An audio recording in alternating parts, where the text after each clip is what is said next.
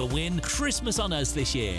There's £20,025 in tax-free cash. There's £5,000 to spend on gifts for all the family. There's £500 to spend in your favourite supermarket. And a festively themed GB News goodie bag. We'll get it all to you in time for the big day. For another chance to win, call 0903 681 3232. Calls cost £2 plus your network access charge. Text cash to 63232. One entry costs £2 plus one standard network rate message. Or text bonus to 63232. 5 entries cost £5 plus one standard network rate message. You can enter online at gbnews.com/win. Entries start from just £2 or post your name and number to GB09 PO Box 8690 Derby DE1 9TT. UK only. Entrance must be 18 or over. Lines close at 6 p.m. on the 22nd of November. Please check the closing time if listening or watching on demand. Good luck.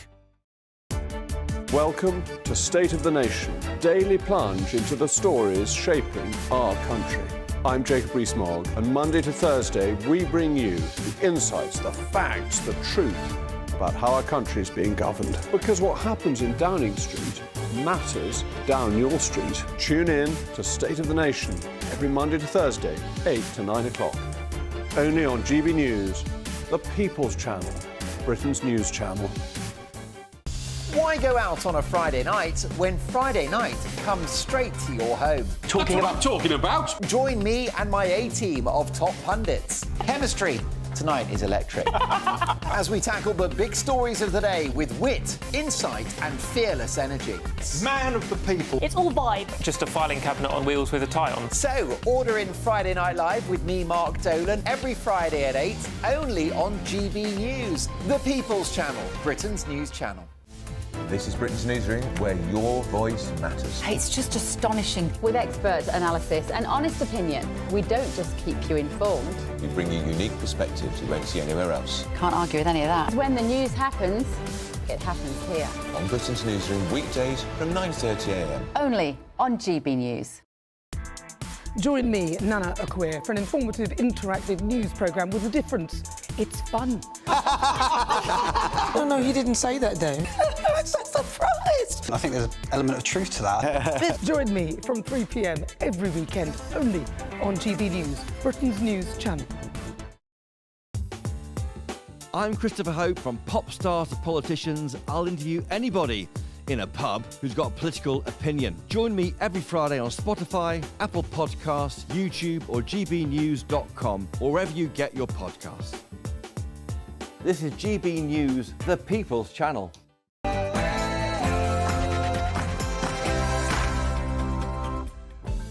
Hello, good afternoon. It's 1 o'clock on Sunday the 10th of November. This is the weekend on GB News.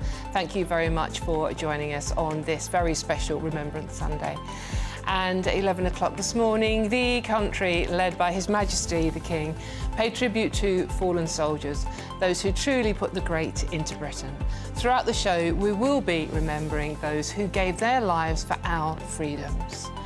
It comes with an ominous warning, though, from the British Army Chief, who says the world has now entered a new and dangerous period. What must we do to ensure our safety in an era of competition and contest? And we're reflecting on the Princess of Wales, who looked, I have to say, absolutely vibrant this morning, making her second public appearance since undergoing chemotherapy, as she gradually returns to our to role duties. I'm Dawn Neeson, and this is The Weekend.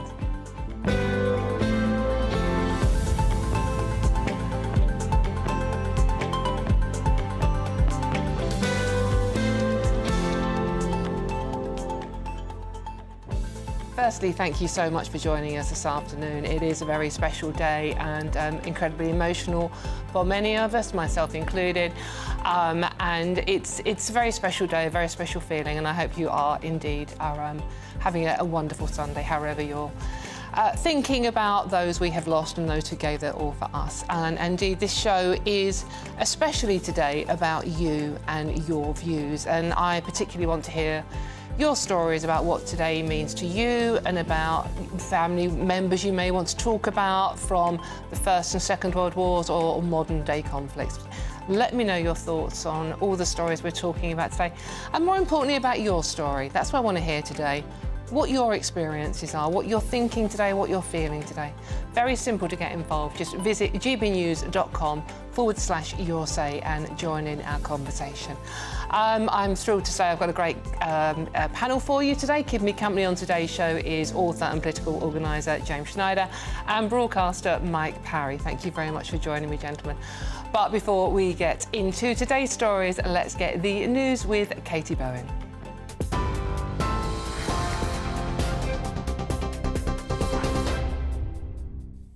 Dawn, thank you. A very good afternoon to you. It's just gone 1 o'clock. These are your latest headlines from the GB newsroom. The King led the nation through a 2-minute silence to mark Remembrance Sunday and honour the fallen at 11 o'clock.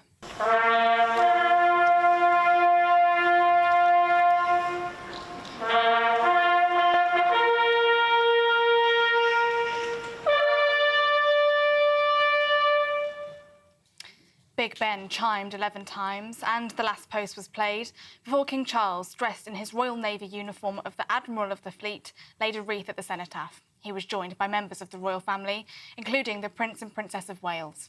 The Prime Minister, Sir Keir Starmer, and the Leader of the Opposition, Kemi Badenoch, both laid wreaths. They were also joined by former Prime Ministers.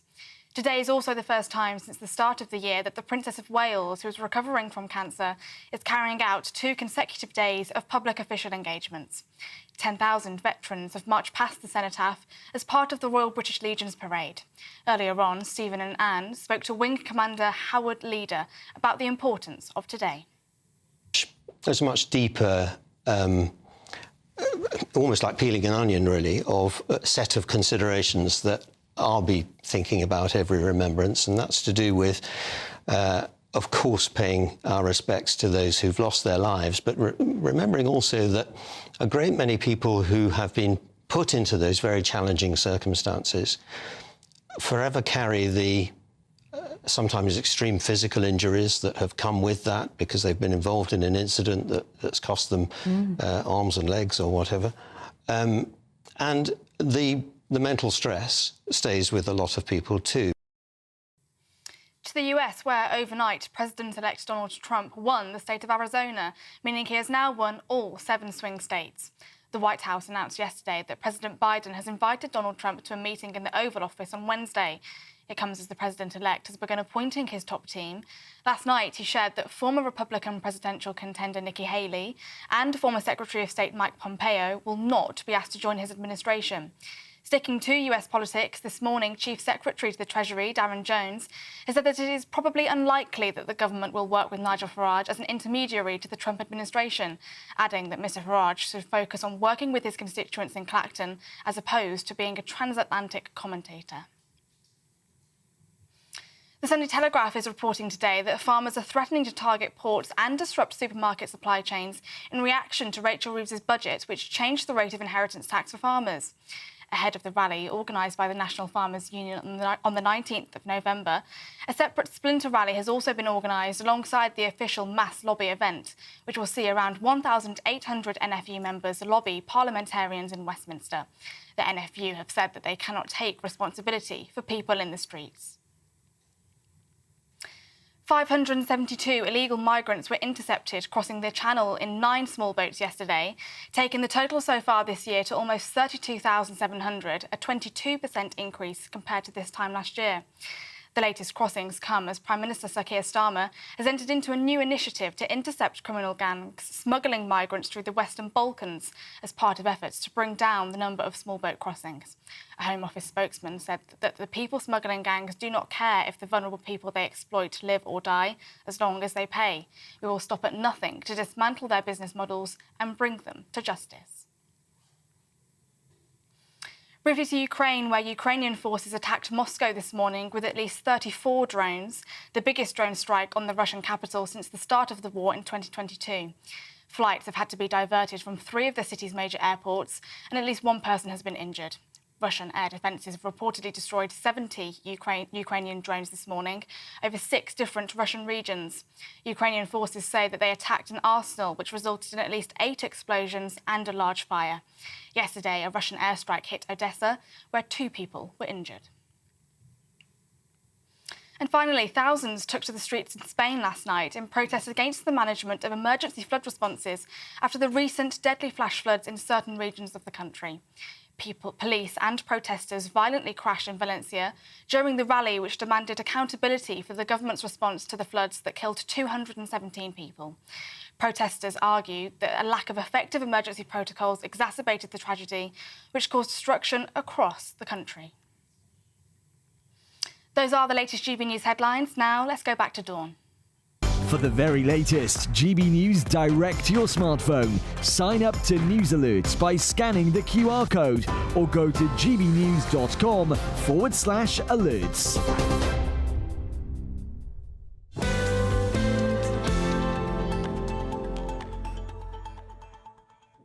Thank you very much, Katie, and thank you for joining me on Remembrance Sunday. Really appreciate your company, as I do every weekend, but today just feels a little bit special, doesn't it? It's always very emotional for me. I think of my granddad and friends that have been lost in more modern-day conflicts. So I'm really grateful for your company this afternoon.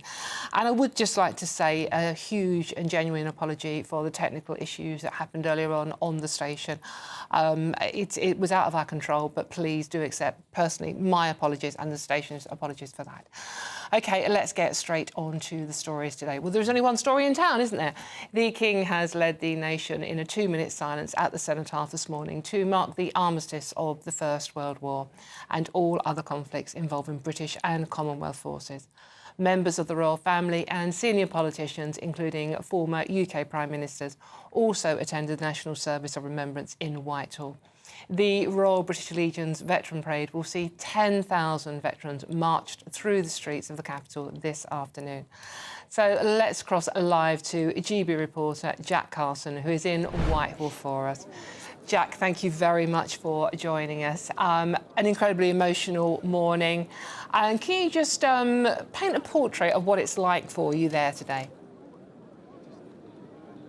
I mean, it's been absolutely fantastic, Dawn. As you were mentioning there, 10,000 veterans, civilians as well, part of this Royal British Legion march past the cenotaph. It happens every year, but when we saw them all line up perfectly here at Horse Guards earlier today, we've just seen the final of those 10,000 march past, taking a salute from the Prince of Wales, Prince William, as well, taking that salute as they got back here to Horse Guards. Many of them really poignant, really personal time. For a lot of people as well, for those who have served, it's a chance for them to re-see old friends and have that reunion with them. And joining me now is Sue Liebert, who MBE, who's one of the people that took part in this parade. I mean, that was your first time taking part in this march past the cenotaph. I mean, how are you feeling? Absolutely elated. Most years I am at home watching it on the TV, but this year felt a little bit different. And when I got the invitation, I said, yes, I'm going to be here today. And wow, it is amazing. The atmosphere, the camaraderie, it's absolutely magical, it's phenomenal. I've had an amazing time. All different generations, people from lots of, different walks of life. All of the armed services have been represented, but there's also been families too. So I got a chance to talk with some of the little troopers. So absolutely fabulous. I mean, you served as well. Tell us a little bit about your own service. Well, I served 1987 to 1994. And can I just say thank you for using the term that I've served. I'm not sure if you're aware, but a lot of women don't identify with the word veteran. I use the word veteran all of the time and in some of the projects that I'm involved in. But a lot of women don't feel that that's a word that resonates with them. So we're very much using the language of asking people, tell people that you've served. Have you ever served? And then women naturally go, oh yeah, I served. I did 2 years, 3 years, 5, 7, 10, 20 years. So there's something about the language. So I just want to say a huge thank you, personal note of saying thank you for using that term. But yes, I served in Queen Alexander's Royal Army Nursing Corps, and I served here in the UK and in Germany. Fantastic. And you're also part of the British West Indian Regiment Heritage Trust. big part of today about remembering, you know, the sacrifice that's been given all across the world, and, you know, whether it's out in the West Indies, it's a part of remembering everyone who has paid that ultimate sacrifice as part of this remembrance process. Absolutely. I mean, one of the things that we do at Bright, and that's our shortened name for the British West India Regiment's Heritage Trust, we set it up, a small group of us, because we're about inclusion and we're about reclaiming narratives. And one of the things was, I don't know about you, when you were growing up and you were learning about the big wars, nobody really talked about the contribution of the Caribbean. And we were part. We've been there from time, and obviously we continue to serve today. But one of the beautiful things is around the trust is about, we run battle tours, for example, and we show people that the British West Indies were present, that individuals have paid the ultimate sacrifice, and that they're lying in Commonwealth war graves around the world, and we bring their stories to life. So it's really, really important that, you know, we're here today to honour that contribution. It's the contribution of the Allied services, Allied forces, that have all come together for us to have the freedoms that we've got today. So thank you so much for joining us this afternoon. I'm so glad you had such a good day. Thank you as well for your service. You know, Sue is one of 10,000 that marched here past the Cenotaph, in the Royal British Legion's march past the Cenotaph. As you can see now, people starting to disperse, that 10,000 soon going, but they did have the opportunity, as I was mentioning, to take the salute from the Prince of Wales, Prince William. Jack, thank you very much. Jack, before you go, can I just ask you one thing, a personal question, if I hope you don't mind. You are very young, Jack, compared to me. Most people are young, apart from Mike Parry, obviously. But what does it mean to you, Jack? I mean, you're very proudly wearing your poppy today. You're doing an amazing job talking to veterans, as that amazing lady said, people who have served. What does today mean to a young man like yourself? Well, I think it's ultimately paying those respects. I mean, I've been lucky enough to have done 2 battlefield tours, World War I battlefield tours over in France, and visiting places like Ypres. I've visited, you know, Tynecott cemeteries, and I think for me, from an early age, that's then when I got that sense of, okay, all these graves. You go to Tynecott cemetery, and you see the tens of thousands of graves, and you think each one of these people has given their life so that I can have the freedom to be able to walk down the street, to be able to have that freedom of expression, you know, freedom to be, you know, a journalist like I am today. And through that, I've always had an interest in history growing up, and so naturally, I think I always had a big kind of feeling towards the importance of remembrance. I was able to find one of my relatives' graves at Tynecott and pay my respects to him when I visited that cemetery a couple of times, quite a few years ago now. So for a young person, I've kind of grown up with the importance of remembrance instilled with me from my parents, but also from my own kind of interests within history. But what's been really special is also as well here at Horseguard today, seeing so many young people here. And actually, because as we're remembering 10 years since the end of Afghanistan, there are a lot of young people now that, because of those combat operations, are now growing up without their own family. So the impact of war, you know, for a lot of people personally, they remember World War I, they remember World War II, but now recently there is a whole new generation growing up where remembrance is even more special. I don't know anyone that did serve personally, but being here covering events like this, my own personal interests, remembrance is a huge part of my life as well. Brilliant. Thank you so much for that, Jack. Sorry to spring that one on you. That wasn't rehearsed at all, but one from the heart. Thank you very much, Jack Carson. I'm joined in the studio by author and political organiser James Schneider and broadcaster Mike Parry. Mike, I already owe you an apology. I've already insulted your age. No, that's not a problem. Come on, we're friends. We can do this. Of course. Mike, it is an incredibly emotional day, no matter what age you are, I think, as Jack just articulated incredibly well. Yeah. What does it mean to you? Well, I've got a family history of it. My father left school in Birkenhead at the age of 17, went down to the dockside and signed up to the Royal Navy. Wow. Joined the Royal Navy in 1940 and was on the D-Day landings in 1944. My grandfather was in charge of a team of donkeys at the Battle of the Somme, whose job was to take munitions from where the munitions arrived and take to the front. He got gassed. And as a result of his injuries, years later, he died 1 year after I was born. So I never saw my grandfather, you know. So history-wise, it's big in our family. It's had a big effect. My own dad died at 58, as large as a result of what had happened to him during the war. He suffered injuries which weren't always apparent, but he came back from the war with a lot of problems, and it affected him. Just outside the studio, I just met Dorothea Barron. She was amazing, wasn't she? A 100-year-old woman. Oh, my gosh. You need to catch up on that, by the way. If you missed Michael Portilla's interview with this lovely lady, please do go to the website and catch up. She was stunning. She was, and she fought in the Second World War as a teenager, you know, when she was 18 or 19, and she said to me, I told her the story about my dad. She said, when was your dad born? I said, 1923. She said, oh, I was born in 1924. What a pity we couldn't have met. You know what I mean? Can you imagine there are people still alive walking this earth who can relate those sorts of experiences in the modern day? So the point I'm trying to make is, although it's big and emotional in my family because of my family history, I can accept that the longer time goes on, the more people who get younger and younger will see it from a completely different perspective and won't have those cherished family experiences in which to analyse it all, you know what I mean? Yeah, no, I do. I mean, she was amazing. She ran into the studio just before me, Dorothea, and she literally ran up the stairs. She's 100. Yeah.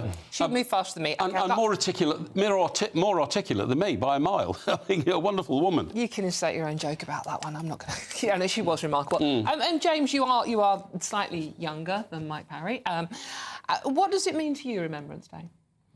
Well, I mean, my grandfather fought in the Second World War, not in the First World War, and I think the thing that it's most important, or I find most important to think about today, is both the horrors of war and people that have gone through that, both physically and mentally, and to recommit to the ideal of never again. You know, this is meant to be. This is the commemoration of the First World War, which was meant to be the war to end all wars. And within a generation, we were in another world-spanning war, killing tens of millions of people. And so, for me, every year when this comes up, is to think, you know, what is it that we are doing to prevent the wars that are taking place today, the new, you know, families that are destroyed, the grief, as well, of course, people. You know, people have family stories and things they get out of it, but really what I think we should all be united on today is looking at the conflicts around the world, looking at the violence and seeing the ways that we can limit war, and we can also help those that have been in war, both civilians and veterans, because you look at, you know, the number of people displaced by war around the world, refugees, amputees, all of these things, civilians, and then veterans when they come home. I saw some horrible figure in the paper this morning that more than a quarter of veterans will run out of food by the end of the year in Britain. So, you know, for all of the sort of national ceremony, which of course we all enter into, and that's part of the country. I think we should, you know, really it's about the victims of war, and that's what we should all be remembering today. The problem is you can't stop wars. I mean, you and I are civilised people, we live in a civilised country, we don't want war, but there are a lot of uncivilised people in the world who think war is the only way to live. Well, you know? I mean, unfortunately, you know, we may consider ourselves civilised, but I mean, our country has gone into a lot of wars that we really didn't need to go into, and has supported wars that really don't need supporting, could have done the opposite. So I also think we did fight some of the greatest tyrannies in history, like Nazism, you know what I mean? And we should be applauded for that. Of course, fighting fascism is an incredibly important, noble and historical thing, which all of those that fought fascism did. But of course, history passes, and we've also been involved in a great number of other conflicts. So I just think today we shouldn't try to separate ourselves out into the good guys and the bad guys. We should be thinking that it's actually quite universal, that the horrors of war they don't discriminate based on where you were born, your gender, your colour, anything like that. The horrors of war are horrors which are universal, which we all feel. And therefore, today, when we think about those that are close to us that have experienced those things, that should, I think, open our hearts up to those that are not close to us that are also suffering the same things. And that is why we should recommit to doing things that we can do to end them. Now, of course, that doesn't mean we can snap our fingers and make it happen. You and I would love to be able to sit here and strike a world agreement. But there are many, many things, and we all know that we could be doing. Who was the famous politician who said it takes only good men to do nothing for evil to prosper? Right. And that means if you are civilised like we are, when you see tyranny about to emerge, when you see people who are going to get, you know, the terrible problems that tyranny brings, we have to do something about it. Good men have to step up. And sometimes it's unfortunate, but you have to do it. Yeah, we are going to come back to more on this. Sure. Obviously, the whole programme is dedicated to remembrance, to those that have given their all, and as James has just eloquently pointed out, to the people that are still suffering. For all the best analysis and opinion on that story and more, please do go to our website, gbnews.com. I'm Dawn Neeson, this is GB News, and there's lots more coming up on today's show. The head of Britain's armed forces has said the current international system of cooperation is under immense strain, warning Britain faces decades of security threats. All of that and much more to come. This is GB News, Britain's news channel. We'll see you very soon.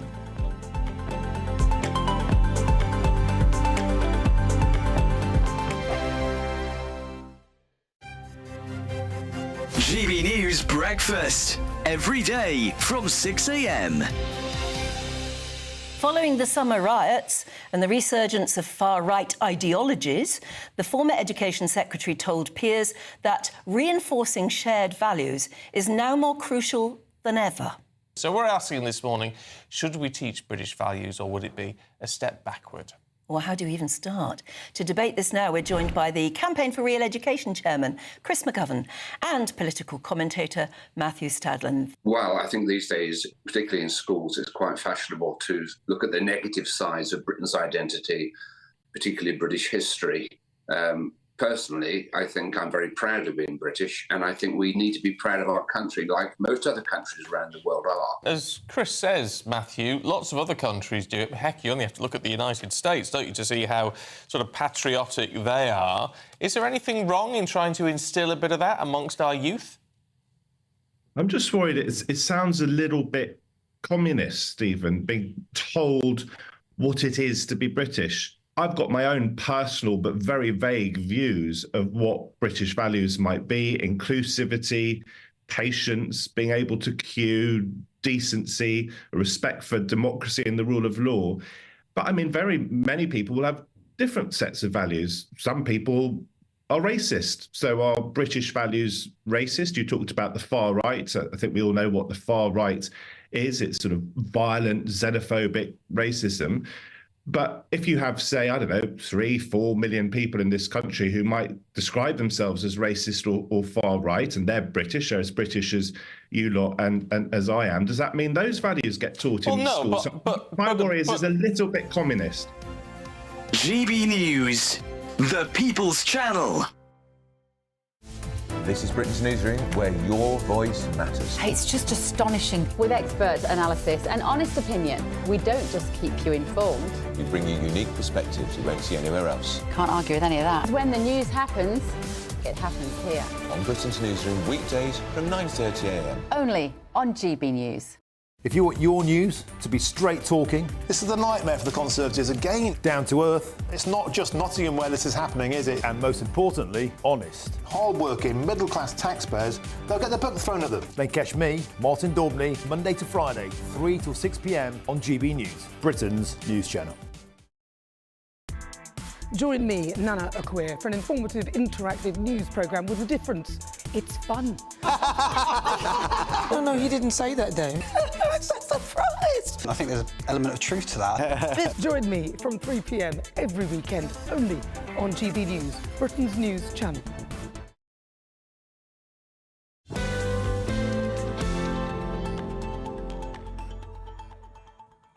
Hello and welcome back to the weekend with me, Dawn Neeson. Thank you very much for joining me on Remembrance Sunday. Really appreciate your company on today of all days.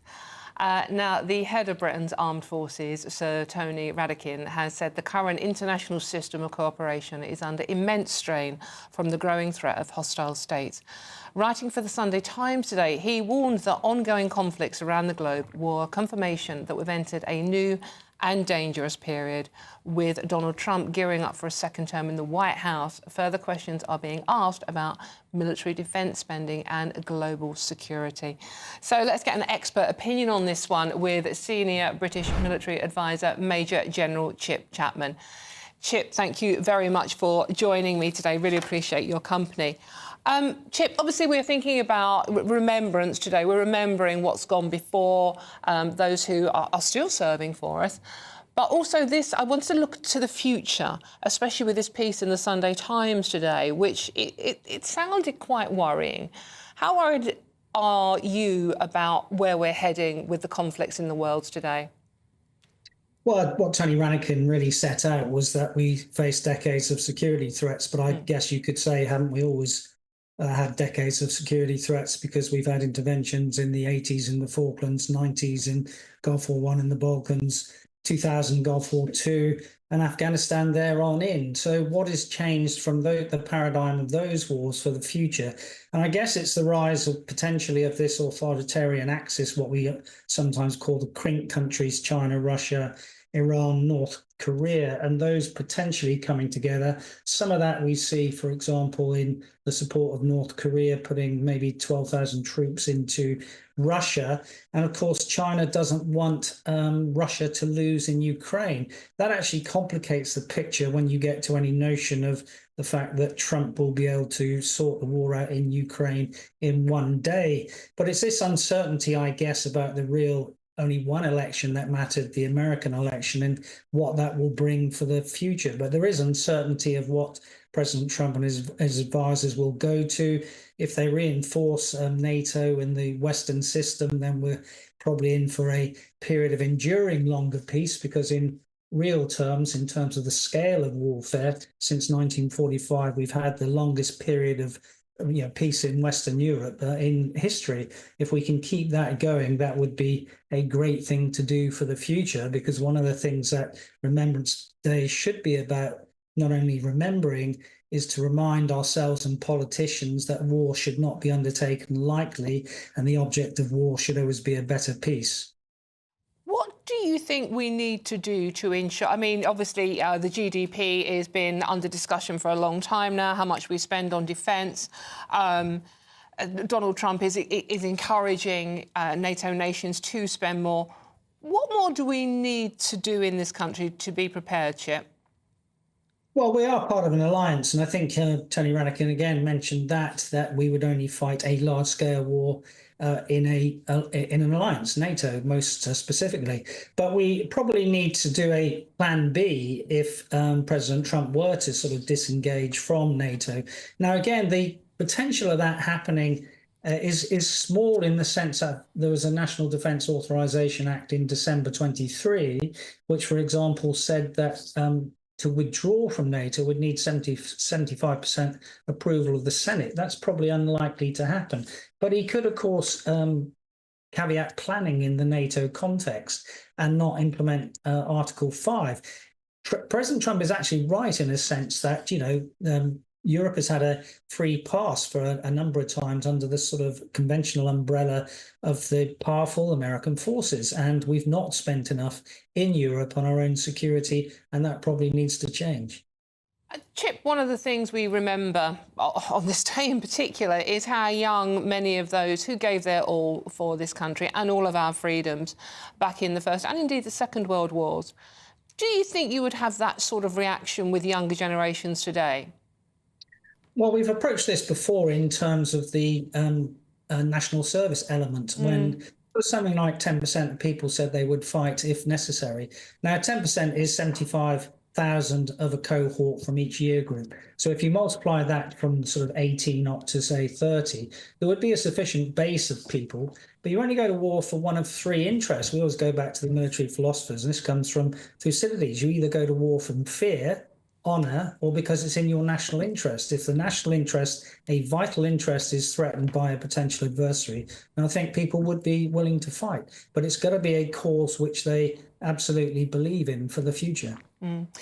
Just very quickly, the Sunday Times piece refers to the Ukraine and the Middle East as the bumps in the road, but we are entering a new and dangerous period. How worried are you personally, Chip? I mean, obviously, I know you're a military man, so you don't do emotions, but on an emotional level, how worried are you about the future? I'm less worried than some people are, because I think there'll be good advice, and it will be in America's interest, because trade is in America's interest, to ensure that the stability of the post-World War II world absolutely continues as it is from their perspective. Chip Chapman, thank you very much for joining us this afternoon, and enjoy the rest of your Remembrance Day. Thank you very much. I'm Dawn Neeson. This is GB News, and there's plenty more coming up on today's packed show. Campaigners have said Remembrance Day should be decolonised, calling for an end to narratives that will whitewash and glorify the British Empire. Are they hijacking a sacred day, though? Before that, let's get those news headlines with Katie Bowen.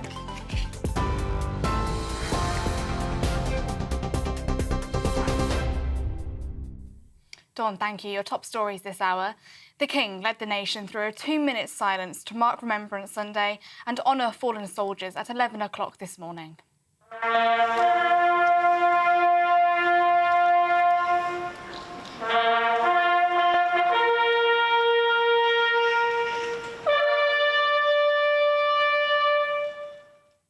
Big Ben chimed 11 times, and the last post was played before King Charles, dressed in his Royal Navy uniform of the Admiral of the Fleet, laid a wreath at the cenotaph.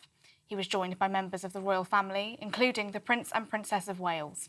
The Prime Minister, Sir Keir Starmer, and the leader of the opposition, Kemi Badenoch, both laid wreaths. They were also joined by former Prime Ministers.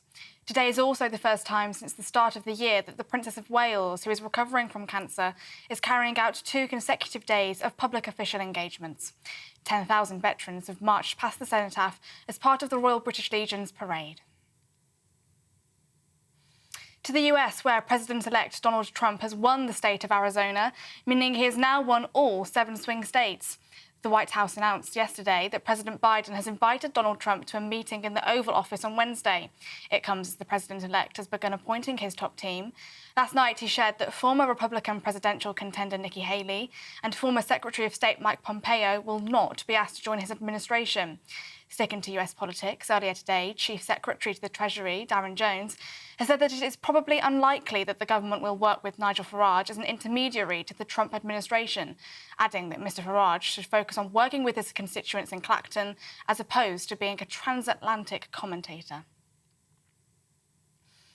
The Sunday Telegraph is reporting today that farmers are threatening to target ports and disrupt supermarket supply chains in reaction to Rachel Reeves's budget, which changed the rate of inheritance tax for farmers. Ahead of the rally organised by the National Farmers Union on the 19th of November, a separate splinter rally has also been organised alongside the official mass lobby event, which will see around 1,800 NFU members lobby parliamentarians in Westminster. The NFU have said that they cannot take responsibility for people in the streets. And just briefly, 572 illegal migrants were intercepted crossing the Channel in 9 small boats yesterday, taking the total so far this year to almost 32,700, a 22% increase compared to this time last year. The latest crossings come as Prime Minister Sir Keir Starmer has entered into a new initiative to intercept criminal gangs smuggling migrants through the Western Balkans as part of efforts to bring down the number of small boat crossings. A Home Office spokesman said that the people smuggling gangs do not care if the vulnerable people they exploit live or die, as long as they pay. We will stop at nothing to dismantle their business models and bring them to justice. Those are the latest GB News headlines for now. More from me in half an hour. For the very latest GB News direct to your smartphone, sign up to News Alerts by scanning the QR code or go to gbnews.com/alerts.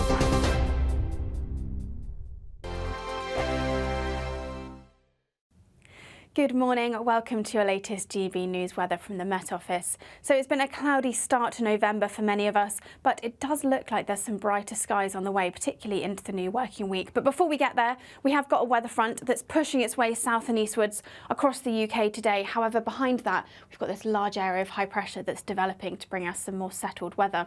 Back to today, though, and it has been a bit of a cloudy start for many of us this morning. This weather front across northern parts of the UK continues to sink its way south and eastwards, bringing some outbreaks of patchy rain and drizzle to northern parts of England, North Wales through this afternoon. For Northern Ireland and Scotland, though, it'll be feeling pleasant in any sunny spells. Temperatures here above average for the time of year, and even in the south, those temperatures a little above what we would expect. In towards Sunday afternoon and evening, that weather front does continue to sink its way southwards. There may be a few cloud breaks in places, but for the most part it'll be a grey and murky end to the day here, with patchy rain and drizzle across any high ground. In the north of the UK, though, it's a different story. Plenty of clear spells around to end the day. 1 or 2 isolated showers across parts of Scotland. 1 or 2 of these could be a bit heavy in places, and perhaps turning a little blustery across the northwest of Scotland into this evening. As we go through Sunday night, remaining dry and clear across the northern half of the UK. Still a few showers across the very far north of Scotland, but the southern half of the UK generally remaining that little bit cloudier as that weather front slowly sinks southwards, just lingering across the south coast into the early hours of Monday morning and staying quite mild here under that cloud.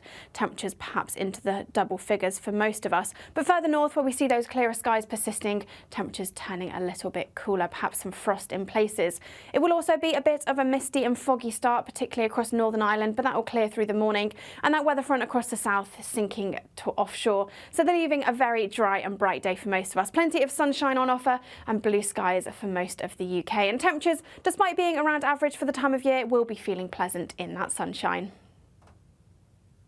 Join me, Camilla Tominey, for a frank and honest discussion with those in power that cuts through the spin and gets to the heart of the issues shaping our nation.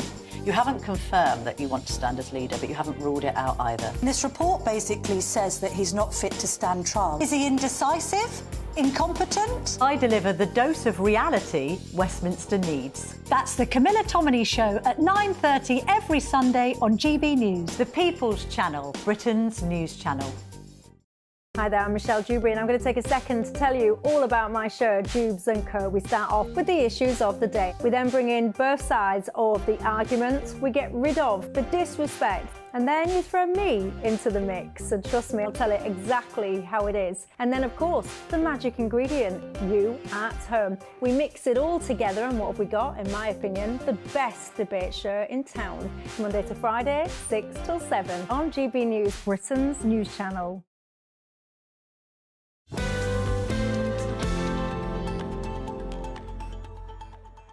Welcome back to the weekend with me and Dawn Neeson. We're sitting chatting about football here during the break, as we should on Remembrance. I mean, football did play an important part of it as well, didn't it? Campaigners have said that Remembrance Day should be decolonised, calling for an end to nationalist narratives that whitewash and glorify the British Empire.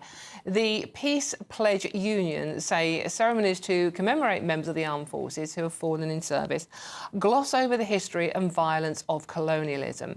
The group have been accused of attempting to hijack Remembrance Sunday. OK, well, I've got a great panel to discuss this one. Author and political organiser James Schneider and broadcaster Mike Parry.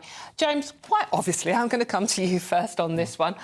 What do you make of this? Remembrance Day should be decolonised, say campaigners. I don't even actually know what that means, to be honest with you.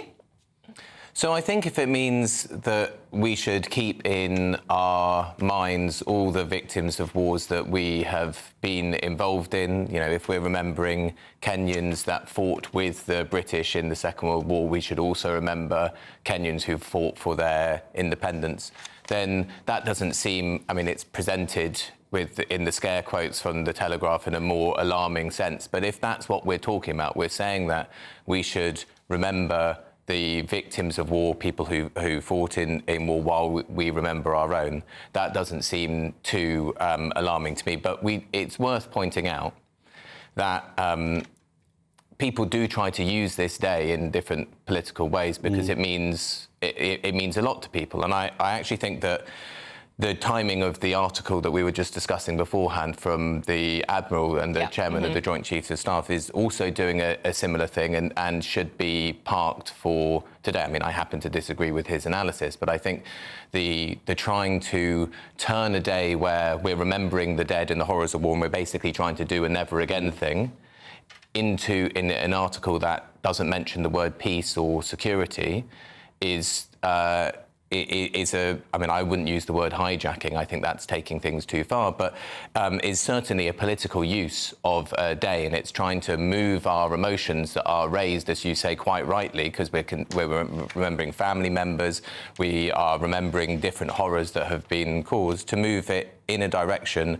of, in the case of this article, of greater belligerence. With what I would say is the Sunday Times article is warning that we haven't learned, we are still facing dangers and we need to be, you know, aware of that situation. Whereas this article, Remembrance Day being decolonised, does purely seem to be making a political point, and it's the Peace Pledge Union who say these events should examine the human cost of colonial conflicts, not whitewash and glorify the British Empire. What do you make of it, Mike? Yeah, first off, just to respond to James, I think today is the day to raise the issue of defence of the country, because our defences have been run down so badly. We've got President Trump coming back in. He's going to tell Europe, you've got to do more. So I do think it was a day to remind everybody we're going to have to start looking after ourselves and, you know, point out the history of conflict within our country. On the decolonisation, I just don't get this. Do you know that Churchill was once offered a deal by Hitler who said, I tell you what, why don't we have a peace deal? You keep all your empire and I'll keep all of Europe. Churchill, of course, turned it down. And then 2.5 million soldiers from India joined up voluntarily to fight for Britain and the empire. They were so terrified that the Axis powers would take over and give them hell in life. So this idea that decolonisation, in the First World War, 1.4 million Indian soldiers joined up, of which 150,000 were killed, injured, or are still missing. So I really don't understand where they're coming from, because we fought both wars as an empire. We still had a British Empire, and volunteers from almost every country in the empire came forward and said, we're standing alongside the mother country, Great Britain, we will fight against tyranny. So I really don't know what these Peace Pledge Union people are talking about. So the British Empire was involved, James, and we're not glorifying the British Empire. The British Empire was part of that fight against Nazis. What do you say to that? Well, I'm just looking at the examples of things that they raised, and of course I've only seen it through the prism of the Telegraph, which has written it in a way to be, I imagine, not written it like the Guardian. That's what you're trying to say. Maximally alarming.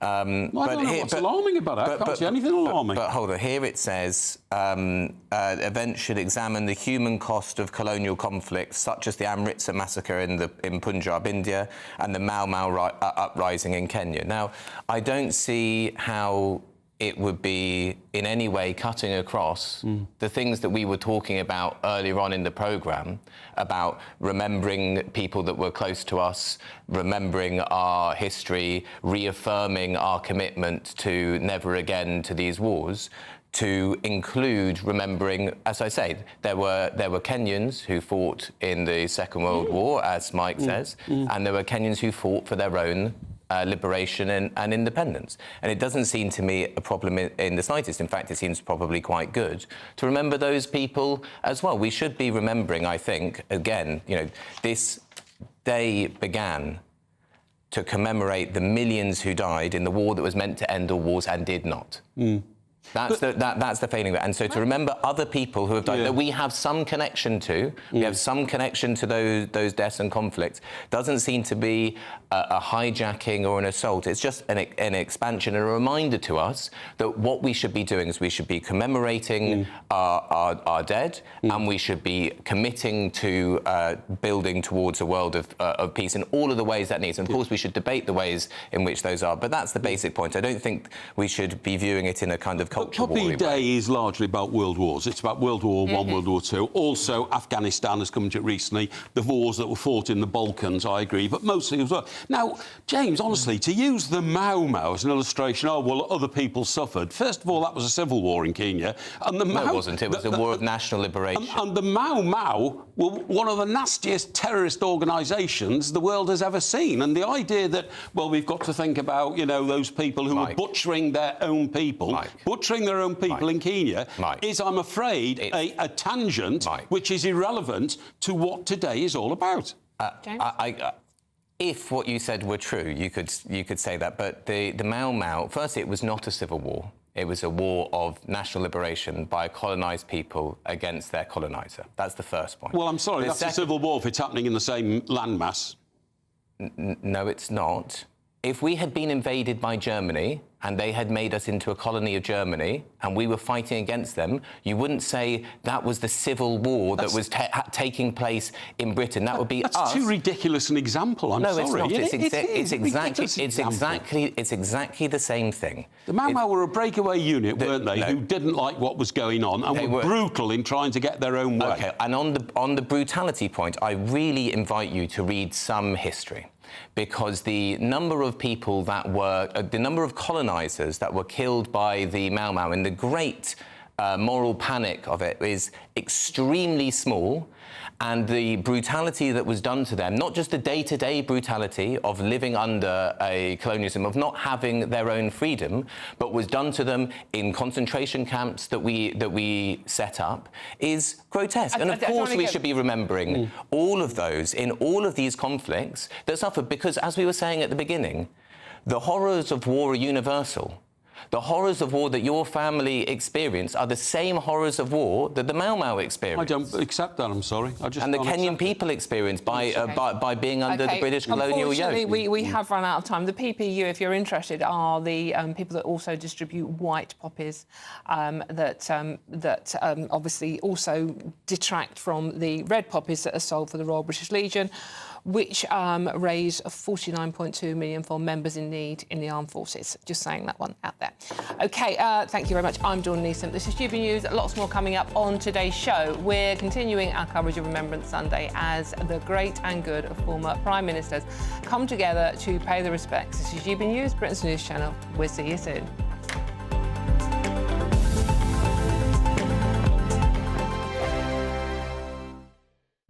This is GB News, Britain's news channel.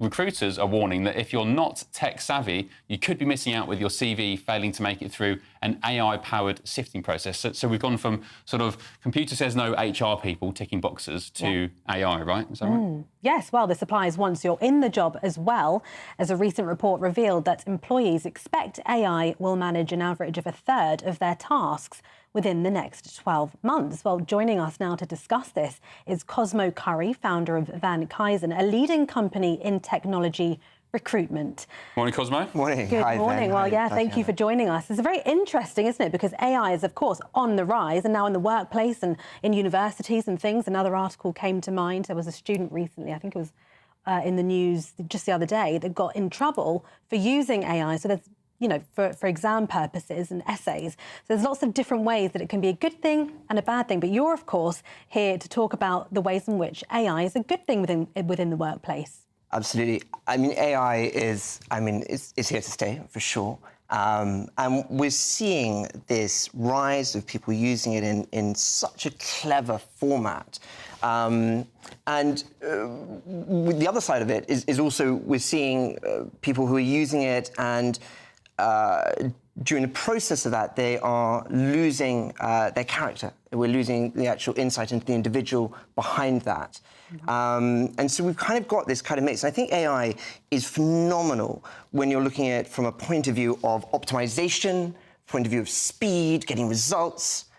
But I think we have to remember that, you know, the fundamental of recruitment is people. And we cannot substitute the people, the personal aspect, by replacing that with AI. GB News, the People's Channel. Why go out on a Friday night when Friday night comes straight to your home? Talking about. Join me and my A-team of top pundits. Chemistry tonight is electric. As we tackle the big stories of the day with wit, insight and fearless energy. Man of the people. It's all vibe. Just a filing cabinet on wheels with a tie on. So, order in Friday Night Live with me, Mark Dolan, every Friday at 8, only on GB News, the People's Channel, Britain's news channel. Welcome to State of the Nation, daily plunge into the stories shaping our country. I'm Jacob Rees-Mogg, and Monday to Thursday we bring you the insights, the facts, the truth about how our country is being governed. Because what happens in Downing Street matters down your street. Tune in to State of the Nation every Monday to Thursday, 8 to 9 o'clock. Only on GB News, the People's Channel, Britain's news channel.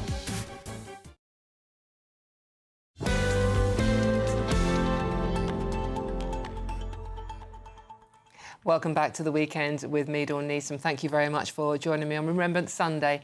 The King was joined this morning by cabinet members, leaders of UK political parties and former prime ministers at the Cenotaph in Whitehall for the National Service of Remembrance. Members of the royal family also laid wreaths as the nation observed a 2-minute silence. Let's cross to Westminster and speak to a GB News reporter, Adam Cherry.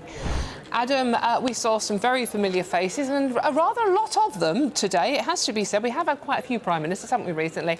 What was it like being there? That's right, Dawn. I mean, in the last couple of years, we've gone through them every 10 minutes, so I suppose it's getting a bit crowded out there. It was an extraordinary ceremony, though. Just after the 2-minute silence, of course, the King leading that ceremony, laying his wreath, other members of the royal family, including the Prince of Wales, the Princess of Wales returning following her cancer diagnosis, watching from a balcony in the Foreign Office building. But as you say, there were a lot of former prime ministers there. 9 prime ministers in total, including Keir Starmer, who of course laid a wreath, and 8 of his predecessors, going all the way back to John Major. It's a record. 9 in one go is quite something to see. Because we also saw Kemi Badenoch in one of her first public engagements as leader of the opposition since she was elected as the leader of the Conservative Party. She laid a wreath as well. Here the tannoy here announcing that they're going to reopen this area shortly, so things are coming down. But as I say, Kemi Badenoch was there, leaders of other parties as well. If you have more than 6 members of Parliament in your party, you lay a wreath. So Ed Davey, Stephen Flynn, Nigel Farage was here, but Reform had 5 MPs, so he watched, but he did not lay a wreath. The most extraordinary part of this ceremony was watching the Royal British Legion, the 10,000 strong ex-servicemen and women marching through here, across behind me from Whitehall, down Great George Street and over towards St James's Park. But a fantastic day, no disruption, really moving service. Adam, I'm asking everybody, what does it mean to you personally today? You're a young man, you're reporting on this, it's a very emotional day, but what does it mean to you personally? I have to say, Dawn, this is actually the first time since I moved to London 3 or 4 years ago that I've had the privilege of attending this, and seeing, as I mentioned, those 10,000 ex-servicemen and women was really something. Also, given that it's the 80th anniversary of the D-Day landings this year, seeing those Second World War veterans, they're very old now, of course, and there aren't that many of them left, unfortunately, but seeing them recognised here, people applauding, was really special. And very emotional. Adam Cherry, thank you very much for bringing us up to date on the on the gathering of prime ministers. I'm just watching them. It was good to Kemi Badenoch, Rishi Sunak. It's good to see such a fair representation of British society today standing now. That's the one thing I took away from it. And the royals, and in particular, it might sound a bit girly, but also seeing Catherine there looking so well, and obviously after what she has been through. So, yeah, I thought it was a lovely ceremony. OK, I'm Dawn Neeson, this is GB News. There's lots more coming up on today's show. We're discussing that Princess of Wales, who did look vibrant, didn't she? But first, let's have a look at the important weather with Ellie Glazier for you.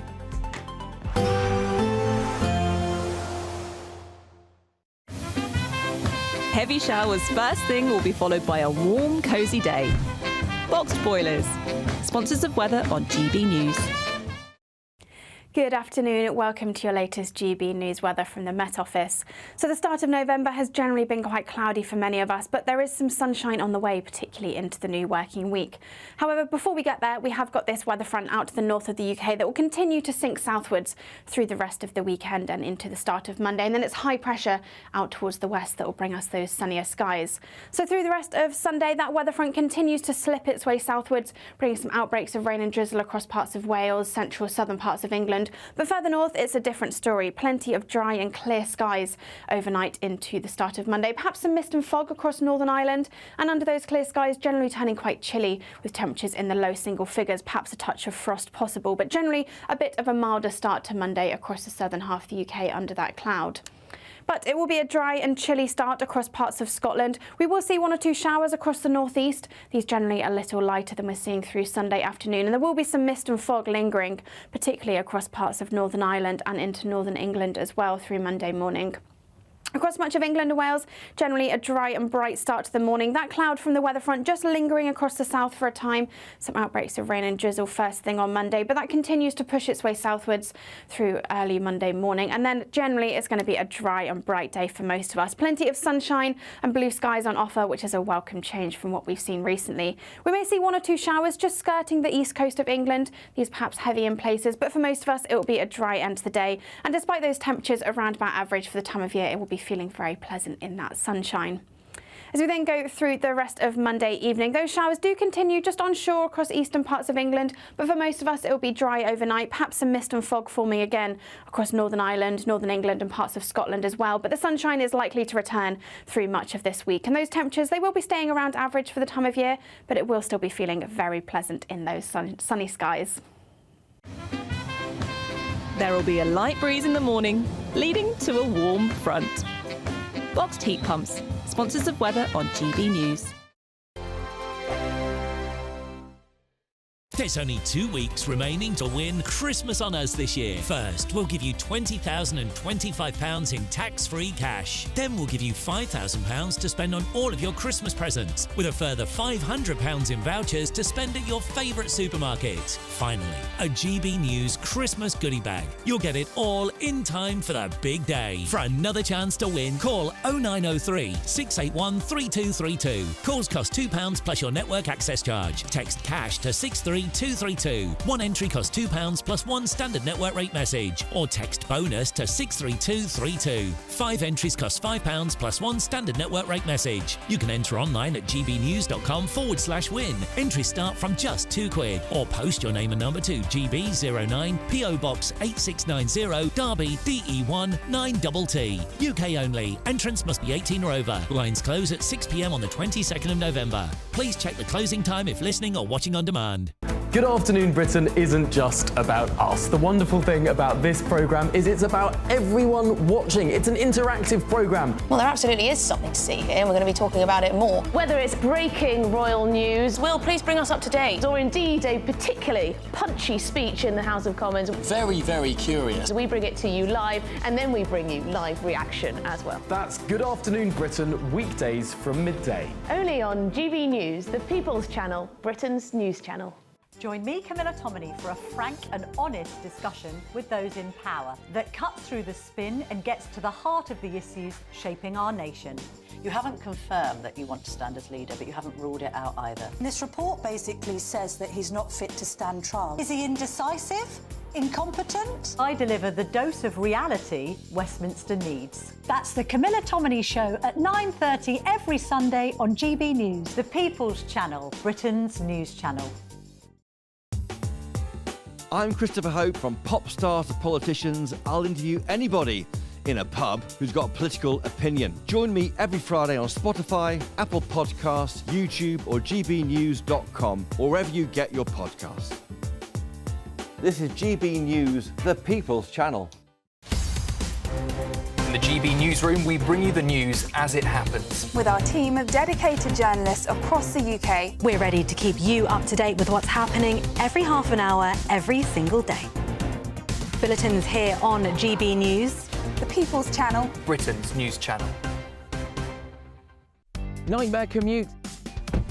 Kick it up a gear with GB News Radio. You can listen online and on DAB+ and on the GB News app. We're also on TuneIn and the Radio Player apps. From the school run to rush hour, get revved up with GB News Radio. We are the People's Channel, Britain's news channel.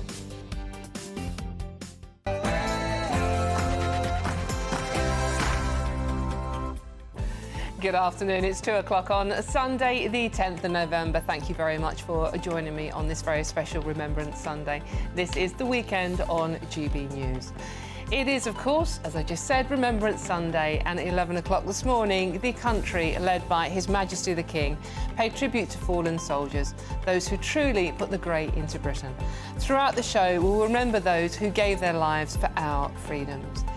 It comes, though, with an ominous warning from the British Army Chief, who says the world has now entered a new and dangerous period. What must we do to ensure our safety in an era of competition and contest? And GB News speaks to the incredible 100-year-old lady whose service to this country during the war will never be forgotten. I'm Dawn Neeson, and this is The Weekend.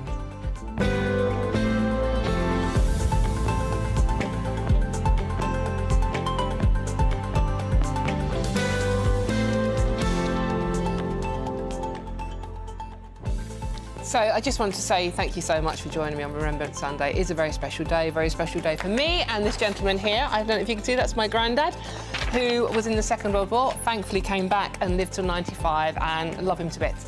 But this show isn't all about me and my granddad, although thanks, Grandad. It's about you and your views. So let me know your thoughts on all the stories we're discussing today. But in particular, I really want to hear your stories about Remembrance Day, what it means to you, maybe family members who served, family members like my nan who were left here during the Blitz and how they coped. That was not a good time. And maybe if you've got relatives or you've served yourself in more recent conflict, I want to hear your stories. That's what this show is about. And it's very, very easy to get involved. Simply go to gbnews.com/your say and join in our conversation. Keeping me company on today's show is author and political organiser James Schneider and broadcaster Mike Perry. Thank you very much for being here today, gents. But before we get stuck into today's stories, let's get the news headlines with Katie Bowen.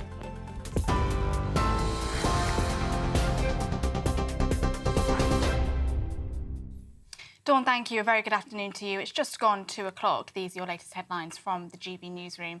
Some breaking news this afternoon. An investigation has been launched following the fatal stabbing of a man in Walworth. Police were called this morning to reports of a number of people stabbed in East Street. Officers attended the location along with colleagues from the ambulance service. A man believed to be in his 60s was arrested at the scene and taken into police custody. 3 injured people were found and sadly 1 man did die at the scene. Inquiries are underway to confirm his identity and inform his family.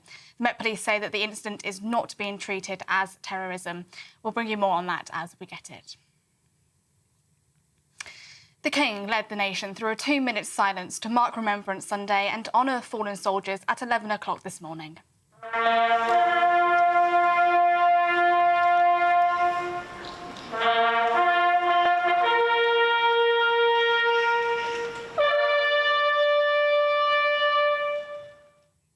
Big Ben chimed 11 times and the last post was played before King Charles, dressed in his Royal Navy uniform of the Admiral of the Fleet, laid a wreath at the cenotaph. He was joined by members of the royal family, including the Prince and Princess of Wales. The Prime Minister, Sir Keir Starmer, and the Leader of the Opposition, Kemi Badenoch, both laid wreaths. They were also joined by former Prime Ministers. Today is also the first time since the start of the year that the Princess of Wales, who is recovering from cancer, is carrying out 2 consecutive days of public official engagements. 10,000 veterans have marched past the cenotaph as part of the Royal British Legion's parade. Wing Commander Howard Leader spoke about the importance of today's events. There's a much deeper, almost like peeling an onion, really, of a set of considerations that I'll be thinking about every remembrance, and that's to do with, of course, paying our respects to those who've lost their lives, but remembering also that a great many people who have been put into those very challenging circumstances forever carry the sometimes extreme physical injuries that have come with that because they've been involved in an incident that's cost them arms and legs or whatever. And the mental stress stays with a lot of people too. To the US, where President-elect Trump has won the state of Arizona, meaning he has now won all 7 swing states. The White House announced yesterday that President Biden has invited Donald Trump to a meeting in the Oval Office on Wednesday. It comes as the president-elect has begun appointing his top team. Last night, he shared that former Republican presidential contender Nikki Haley and former Secretary of State Mike Pompeo will not be asked to join his administration. Sticking to US politics, this morning, Chief Secretary to the Treasury, Darren Jones, said that it is probably unlikely that the government will work with Nigel Farage as an intermediary to the Trump administration, adding that Mr Farage should focus on working with his constituents in Clacton as opposed to being a transatlantic commentator. The Sunday Telegraph is reporting today that farmers are threatening to target ports and disrupt supermarket supply chains in reaction to Rachel Reeves's budget, which changed the rate of inheritance tax for farmers. Ahead of the rally organised by the National Farmers Union on the 19th of November, a separate splinter rally has also been organised alongside the official mass lobby event, which will see around 1,800 NFU members lobby parliamentarians in Westminster. The NFU have said that they cannot take responsibility for people in the streets. 572 illegal migrants were intercepted crossing the Channel in 9 small boats yesterday, taking the total so far this year to almost 32,700, a 22% increase compared to this time last year. The latest crossings come as Prime Minister Sir Keir Starmer has entered into a new initiative to intercept criminal gangs smuggling migrants through the Western Balkans as part of efforts to bring down the number of small boat crossings. A Home Office spokesman said that the people smuggling gangs do not care if the vulnerable people they exploit live or die, as long as they pay. We will stop at nothing to dismantle their business models and bring them to justice. Briefly to Ukraine, where Ukrainian forces attacked Moscow this morning with at least 34 drones, the biggest drone strike on the Russian capital since the start of the war in 2022. Flights have had to be diverted from 3 of the city's major airports, and at least 1 person has been injured. Russian air defences have reportedly destroyed 70 Ukrainian drones this morning over 6 different Russian regions. Ukrainian forces say that they attacked an arsenal, which resulted in at least 8 explosions and a large fire. Yesterday, a Russian airstrike hit Odessa, where 2 people were injured. Those are the latest GB News headlines for now. Let's go back to Dawn.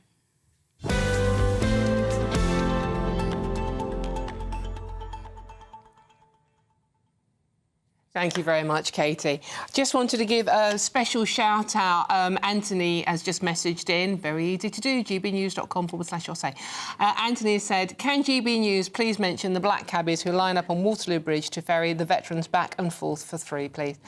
Mentioned it and will mention it all the time, as many times as I can. A brilliant job, well done by those lads and lasses driving those cabs. So thanks for reminding me to mention it again.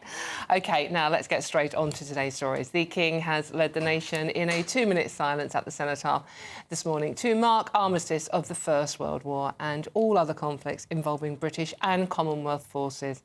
Members of the royal family and senior politicians lay wreaths during the National Service Remembrance in Whitehall. The Royal British Legion's Veteran Parade also saw 10,000 veterans march through the streets of the capital as services continue to take place across the UK today. So let's go live to GB News reporter Jack Carlton, who I would say is honoured to be in Whitehall today. Jack, how has it been down there today? It's been absolutely fantastic, Dawn. 10,000 veterans and some civilians have all been part of this Royal British Legion march past the cenotaph today. They all lined up here in their different associations, more than 300 different associations marching today. As I mentioned, some civilians as well. We've been speaking to all of them throughout the day, hearing their stories, and for a lot of them, remembrance is such a personal time. It's such a poignant time, but it's also a difficult time as well. So for a lot of these 10,000 people that have been given the chance to march past the cenotaph and then take the salute from the Prince of Wales, Prince William as well, it's been a really important moment within their own kind of lives and also their recovery maybe from more recent combat operations like Afghanistan, which we're marking 10 years this year since the end of combat operations in Afghanistan. It's 25 years since Kosovo and 80 years years as well, of course, since D-Day. So there are so many different poignant commemorations that have been taking place this year, and all, being rounded up within this Remembrance Sunday parade here today. Now, earlier on, we spoke to Scotty's Little Soldiers, Nikki Scott, who's the founder of the charity, and also Lexi Pallett. Now, Scotty's Little Soldiers, for those that don't know, is one of those charities that helps particularly with the families of those who have lost loved ones, servicemen and women who have given the ultimate sacrifice for this country. And we also, as I mentioned, we spoke to Lily Pallett. You'll hear in the interview Lily talking, but she speaks really about her own father as well, who died in 2020 by suicide. We spoke to them a little bit earlier on. Here's what they told us. Founder of Scotty's Little Soldiers, so to be here in memory of my husband Lee, who was killed in Afghanistan, and standing with children and young people that the charity supports is just an incredible feeling of pride. Couldn't feel prouder of the young people, and seeing the public clapping and just knowing that Lee and all our heroes and us are being remembered means the world. I mean, what's it been like for you? Because when you walk by here, you got a salute from Prince William as well. That was it's knowing that you've not been forgotten and that you are being remembered, not only us but our loved ones, and that's really nice. Seeing the public, and even when Prince William saluted to us, it's just knowing that we are not forgotten.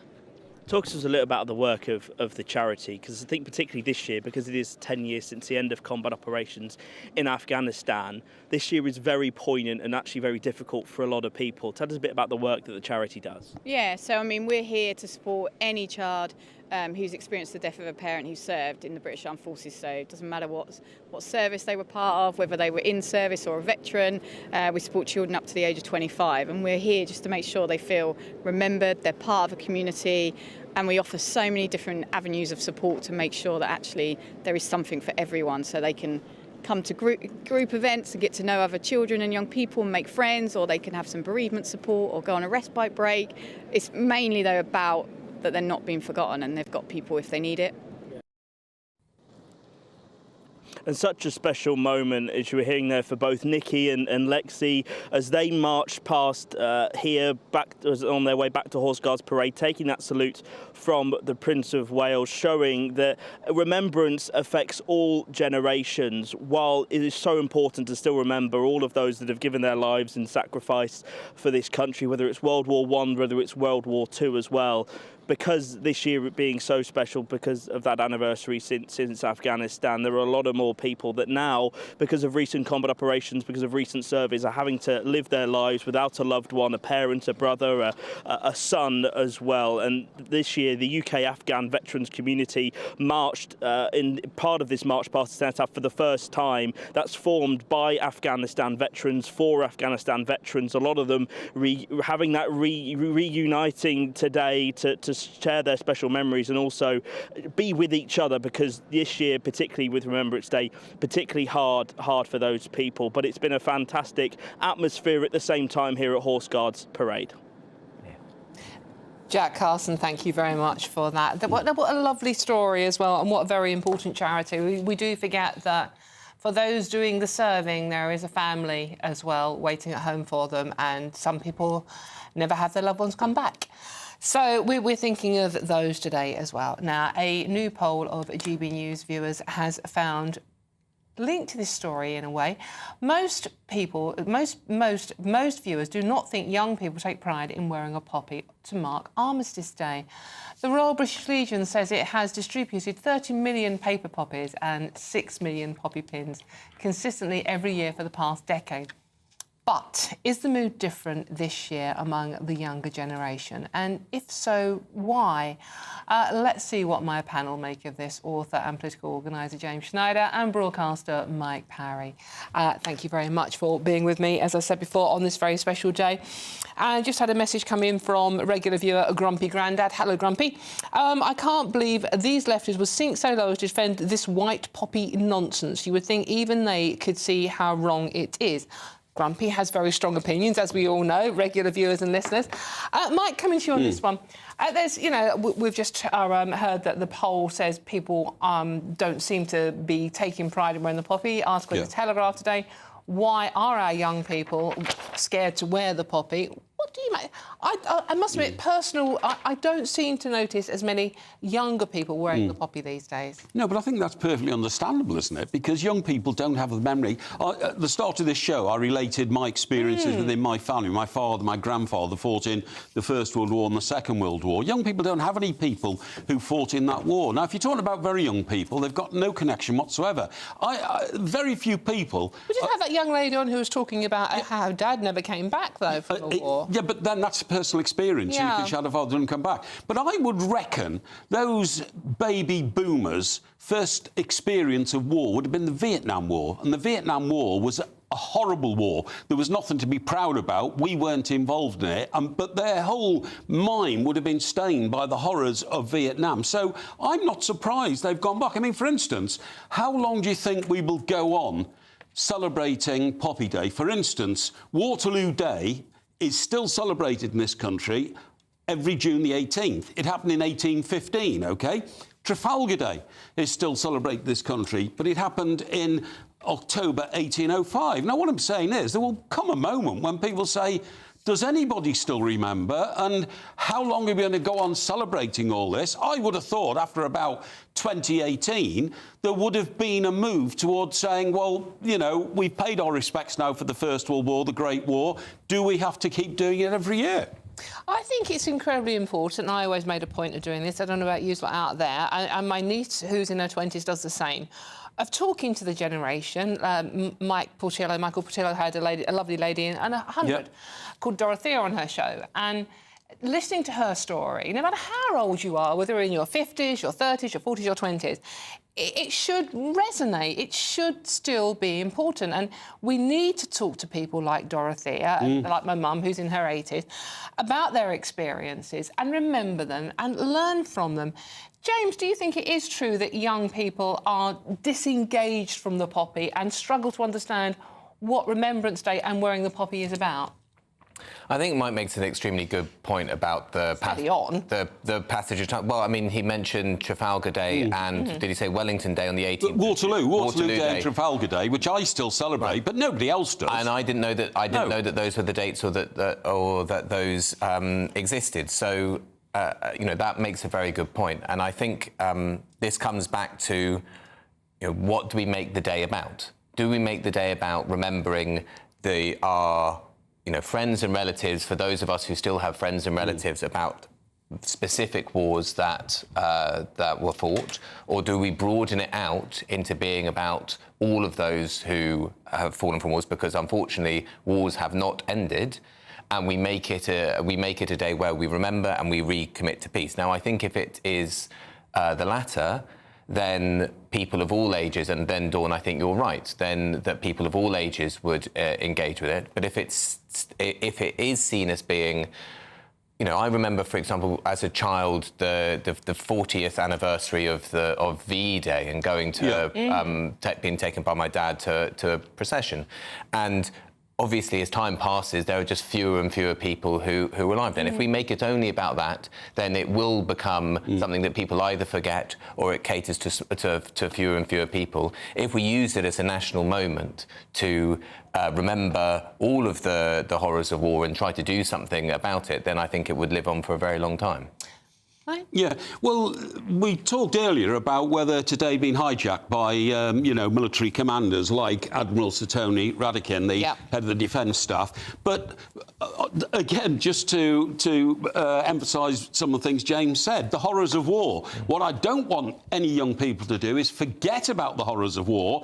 And in my opinion, one of the best ways to stop wars happening in the future is to make sure your country is protected so that people don't attack you and they know not to mess around with you. I think you can only do that. I mean, what's the great expression? The best way to prevent war is to prepare for war, so that if you've got aggressors, they don't attack you.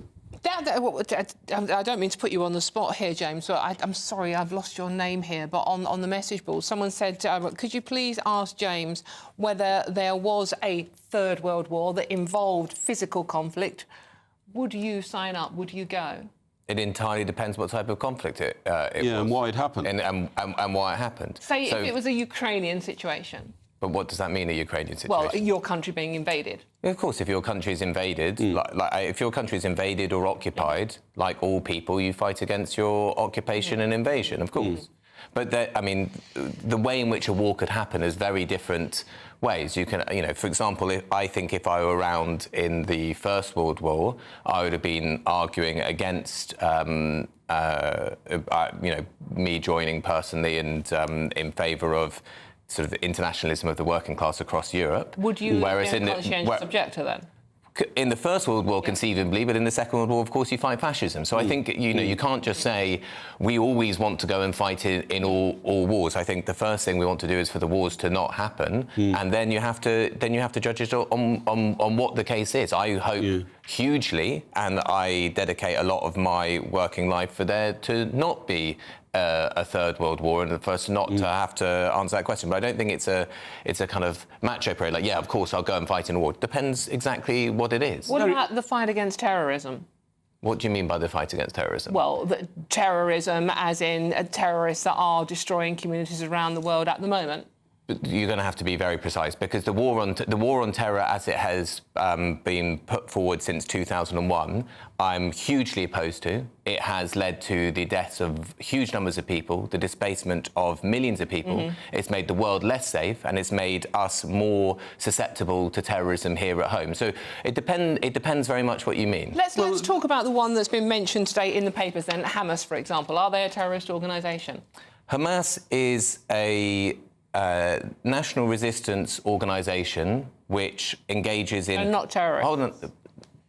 Dawn, go on, please let me finish. Hamas is a national resistance organisation and also a political party that engages in some forms of resistance which are legitimate and are legal within international law, and some atrocities against civilians which are not legal and not legal under international law. OK, Mike, the fight against terrorism... I'm sorry. So the first clause in the Hamas constitution is the destruction of Israel and the eradication of Jewish people off the face of the earth. How can you say that's not a terrorist organisation? One hope is, now that President Trump-elect is going back into the White House, is we might see a greater effort to restrain those who are the world's leading terrorists, and I mean the United Iran. States. I mean Iran, and that we might be able to convince them in future that if they start trying to carry out their destruction of the Western world, which is what they're dedicated to,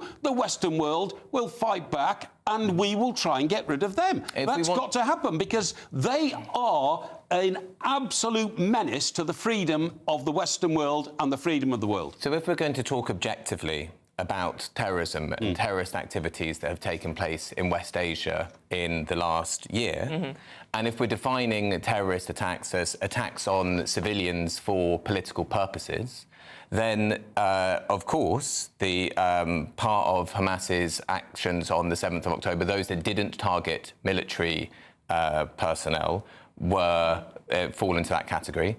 And the tens of thousands of people killed by Israel indiscriminately in Gaza and in Lebanon, of course, meet the same description.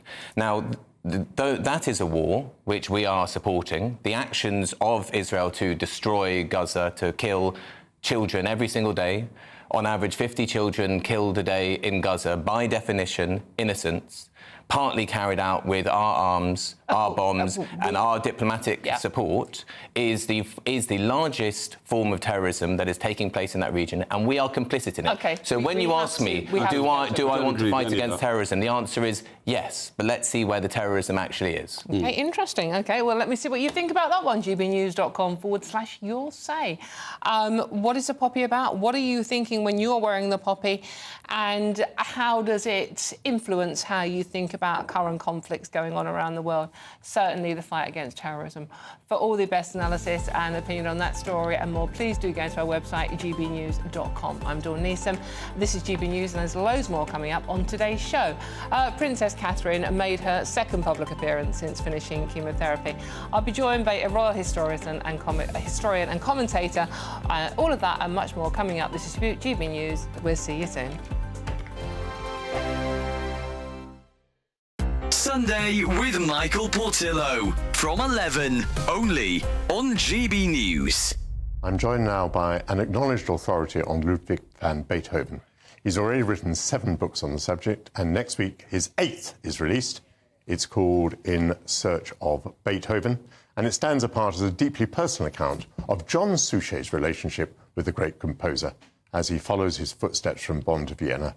Yes, I introduce author, journalist and classic FM presenter John Suchet. Hello, Michael. It's delightful to have you here, and you have, as I say, written now 8 books on Beethoven. So the question is, why Beethoven?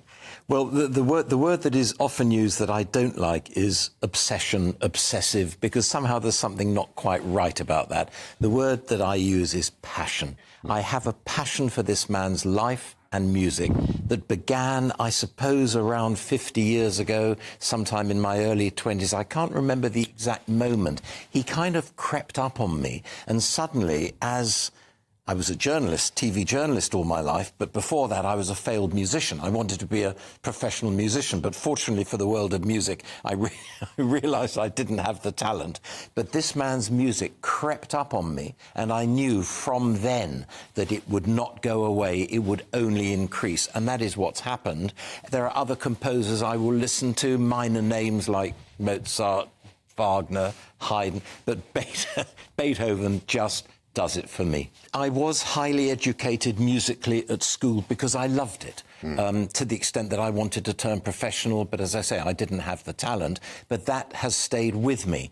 I read music, I understand music, as you say, I play the trombone, in those days to quite a high level. GB News, the People's Channel.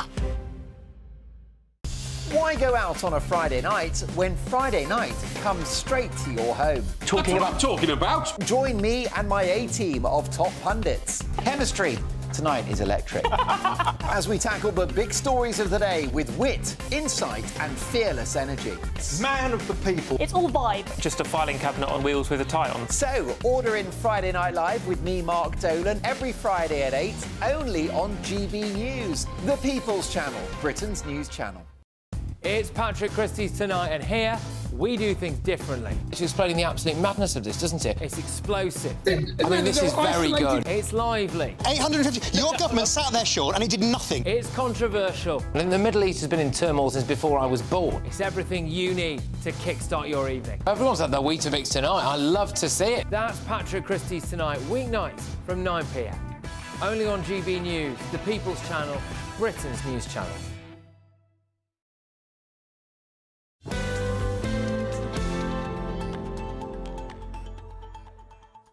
Hello, welcome back to The Weekend with me, Dawn Neeson. Thank you very much for your company on this Remembrance Sunday. Real pleasure to have you along. Now, the Princess of Wales made her second public appearance since completing chemotherapy, joining King Charles and other members of the royal family to pay tribute on Remembrance Sunday. It comes after she attended the Royal Albert Hall for the Festival of Remembrance last night. Joining me now is royal historian and commentator Richard Fitzwilliams. Richard, thank you very much for joining me this Sunday. There you are, Richard. I have to say, I'm not a big fan of the royals, but I thought Catherine looked amazing last night, and it was quite emotional seeing her there with William, who looked incredibly supportive of her as well. No, absolutely, and I think this is one of the things that we're seeing is that the Prince and Princess of Wales have become somewhat more open in their displays of public affection. You don't normally get that with the royal family, and certainly the most recent video, which she announced her finish of chemotherapy, and also the fact that she was cancer-free. And this is the first time since her cancer diagnosis that she's attended consecutive public events. So we're looking forward, this has been trailed by William, to trips abroad coming up in the coming year, and also that will be very, very significant for British soft power. I mean, today is obviously symbolically very important and significant. And of course, we miss Queen Camilla, who has a chest infection as well. We did. I mean, it's quite significant after, you know, in the week where Prince William gave an interview describing the year as the hardest of his life. And when you think what he has been through recently, and before everyone goes, oh, world's smallest violins, they're rich, they're privileged, da-da-da-da-da, they're still a family. And to have your wife and your father diagnosed with cancer at the same time, it's going to hit everybody hard. No, absolutely. And as he was saying, he used the word brutal. It's been the hardest year of his life, and also balancing various commitments and bringing up 3 children, being in the centre. What, quite frankly, has been somewhat of a media firestorm, very unjustly earlier in the year, as you'll remember. And there's no question at all that splendid to see him, of course, today in the Wing Commander's uniform. And, of course, that commemorates his service personally with the RAF. And we remember the period that he and Catherine were living in Anglesey when he served with RAF Valley. It's such a significant link, I think, the members of the royal family and the armed services. And it goes back centuries. There was obviously, we think of the late Queen on today, but there are 2 other members of the royal family who are you know, very obviously absent, and we're talking obviously about Harry and Andrew. Do you think Harry in particular will be feeling very angry that he can't be part of this still? Well, of course, this is tremendously unfortunate. They knew when they stepped down the senior working royals that, well, it was their decision to go to California. And, of course, that means that he can't wear a uniform, and it means as he has no military patronages, the sort of problem. I mean, clearly it's upsetting. We know that he's part of the military family. His Invictus Games, I mean, for 10 years, that's helped wounded servicemen and women. And there's no question that I think for Harry, being in the military and 2 tours of duty in Afghanistan, I think this was a period where he felt very much in charge of his own life because he has been very traumatized. So I think he will unquestionably miss it as part of the British military family. The main commemoration is obviously in Whitehall. We've seen it. It's tremendously moving, and he will clearly, in a sense, wish he were part of it. Obviously, he could make out that in California, each year he and Meghan do something that they believe is appropriate. Richard, do you think, very quickly, unfortunately, do you think we will ever see a time that we will see Harry standing with his brother at the cenotaph again? I quite honestly think that it's probably unlikely. On the other hand, the Sussexes are unpredictable, and, well, so is life, so who knows? Richard Fitzwilliam, thank you very much for joining us this afternoon. OK, I'm Dawn Neeson, and this is GB News, and there's plenty more coming up on today's show. We'll hear the incredible story, a 100-year-old lady, a veteran, who shares her memories that brought a tear to her eye, and mine, I have to admit, this Remembrance Sunday. But first, let's get the news headlines with Katie Bowen.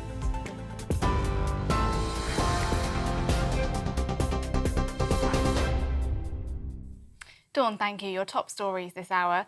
Breaking news this lunchtime, an investigation has been launched following the fatal stabbing of a man in Woolworth. Police were called this morning to reports of a number of people stabbed in East Street. Officers attended the location along with colleagues from the ambulance service.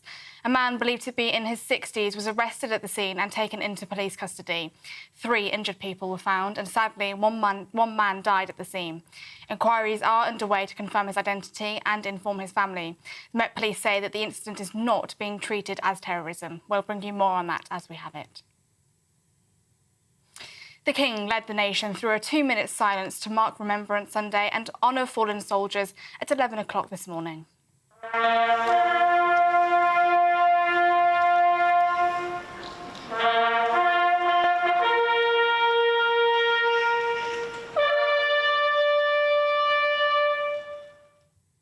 Big Ben chimed 11 times and the last post was played before King Charles, dressed in his Royal Navy uniform of the Admiral of the Fleet, laid a wreath at the cenotaph.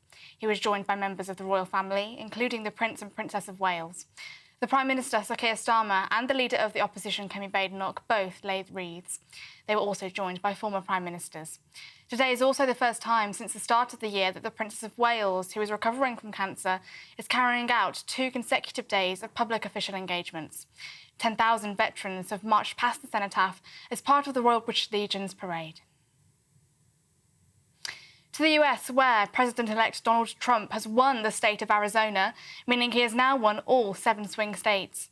The White House announced yesterday that President Biden had invited Donald Trump to a meeting in the Oval Office on Wednesday. It comes as the president-elect has begun appointing his top team. Last night, he shared that former Republican presidential contender Nikki Haley and former Secretary of State Mike Pompeo will not be asked to join his administration. Sticking to US politics, this morning, Chief Secretary to the Treasury, Darren Jones, has said that it is probably unlikely that the government will work with Nigel Farage as an intermediary to the Trump administration, adding that Mr Farage should focus on working with his constituents in Clacton as opposed to being a transatlantic commentator. And finally, 572 illegal migrants were intercepted crossing the Channel in 9 small boats yesterday, taking the total so far this year to almost 32,700, a 22% increase compared to this time last year.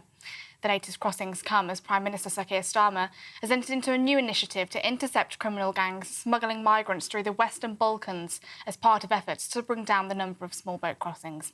A Home Office spokesman said the people smuggling gangs do not care if the vulnerable people they exploit live or die, as long as they pay. We will stop at nothing to dismantle their business models and bring them to justice. Those are the latest GB News headlines. More from the newsroom in half an hour. For the very latest GB News direct to your smartphone, sign up to News Alerts by scanning the QR code or go to gbnews.com/alerts.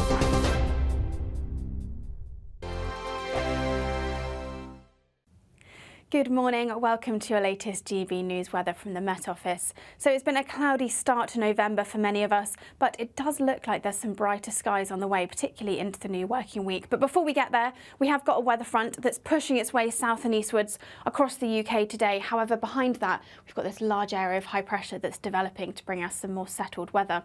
Back to today though, and it has been a bit of a cloudy start for many of us this morning. This weather front across northern parts of the UK continues to sink its way south and eastwards, bringing some outbreaks of patchy rain and drizzle to northern parts of England, North Wales through this afternoon. For Northern Ireland and Scotland though, it'll be feeling pleasant in any sunny spells. Temperatures here above average for the time of year, and even in the south, those temperatures a little above what we would expect. In towards Sunday afternoon and evening, that weather front does continue to sink its way southwards. There may be a few cloud breaks in places, but for the most part, it'll be a grey and murky end to the day here with patchy rain and drizzle across any high ground. In the north of the UK, though, it's a different story. Plenty of clear spells around to end the day. 1 or 2 isolated showers across parts of Scotland. 1 or 2 of these could be a bit heavy in places, and perhaps turning a little blustery across the northwest of Scotland into this evening. As we go through Sunday night, remaining dry and clear across the northern half of the UK. Still a few showers across the very far north of Scotland, but the southern half of the UK generally remaining that little bit cloudier as that weather front slowly sinks southwards, just lingering across the south coast into the early hours of Monday morning and staying quite mild here under that cloud. Temperatures perhaps into the double figures for most of us, but further north where we see those clearer skies persisting, temperatures turning a little bit cooler, perhaps some frost in places. It will also be a bit of a misty and foggy start, particularly across Northern Ireland, but that will clear through the morning, and that weather front across the south sinking to offshore. So they're leaving a very dry and bright day for most of us. Plenty of sunshine on offer and blue skies for most of the UK. And temperatures, despite being around average for the time of year, will be feeling pleasant in that sunshine. This is Britain's Newsroom, where your voice matters. It's just astonishing. With expert analysis and honest opinion, we don't just keep you informed. We bring you unique perspectives you won't see anywhere else. Can't argue with any of that. When the news happens, it happens here. On Britain's Newsroom, weekdays from 9:30 a.m. Only on GB News.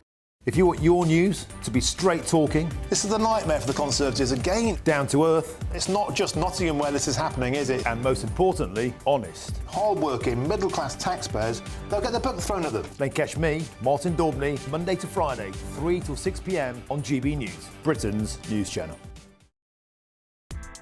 Join me, Nana Akwir, for an informative, interactive news programme with a difference It's fun. No, you didn't say that, Dave. I'm so surprised. I think there's an element of truth to that. Join me from 3 p.m. every weekend, only on GB News, Britain's news channel.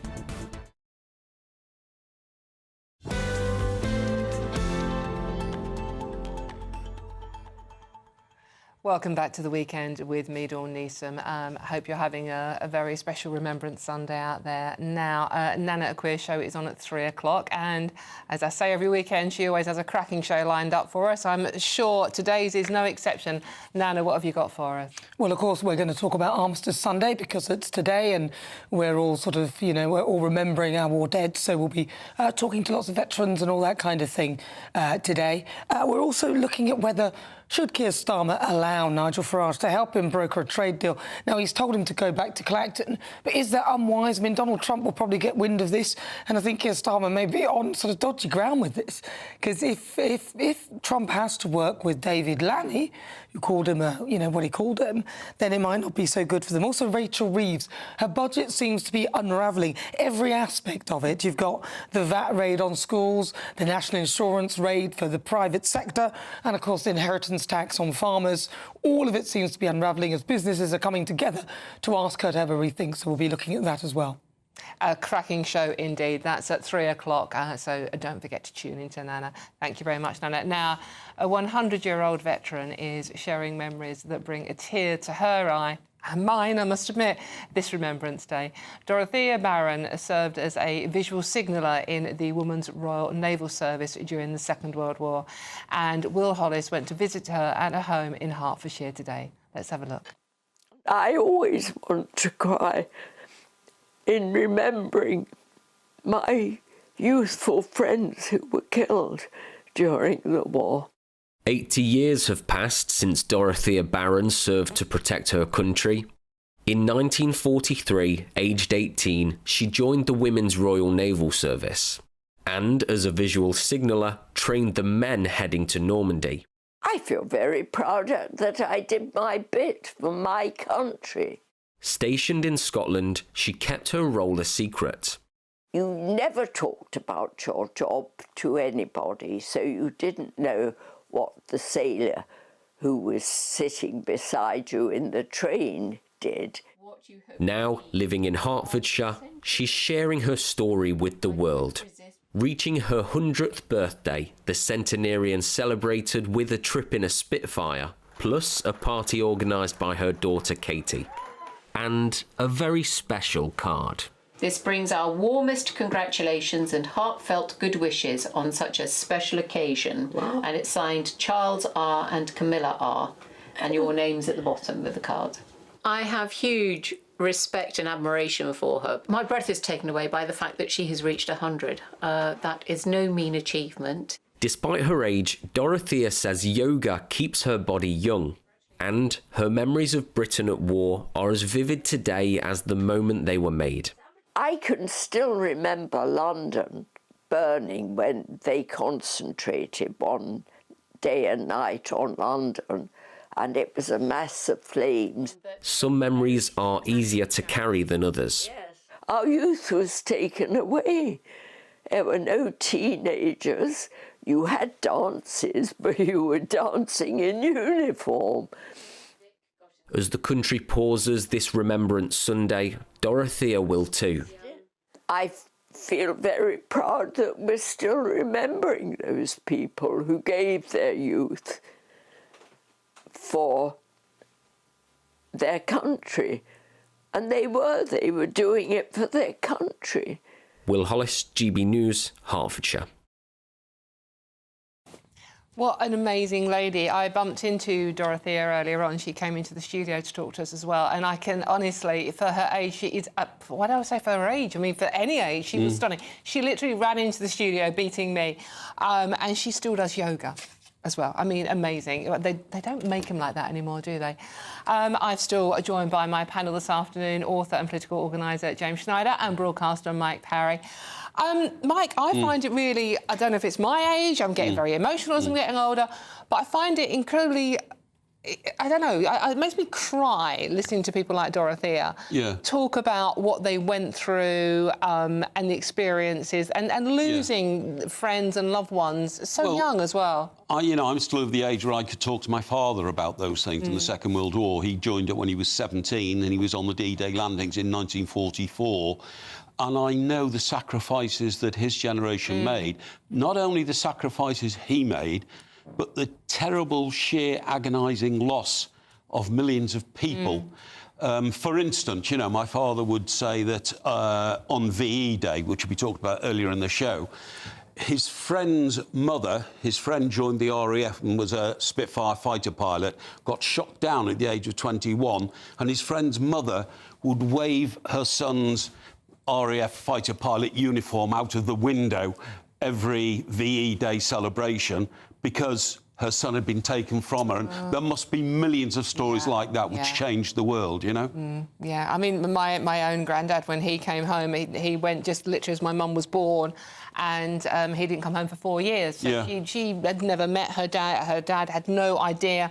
So when he came through the door with his uniform on still, my mum ran crying to her mum, my nan, because he was a complete stranger. He missed 4 years of her life, 4 years, and you just can't imagine what it was like compared to the comforts we have now.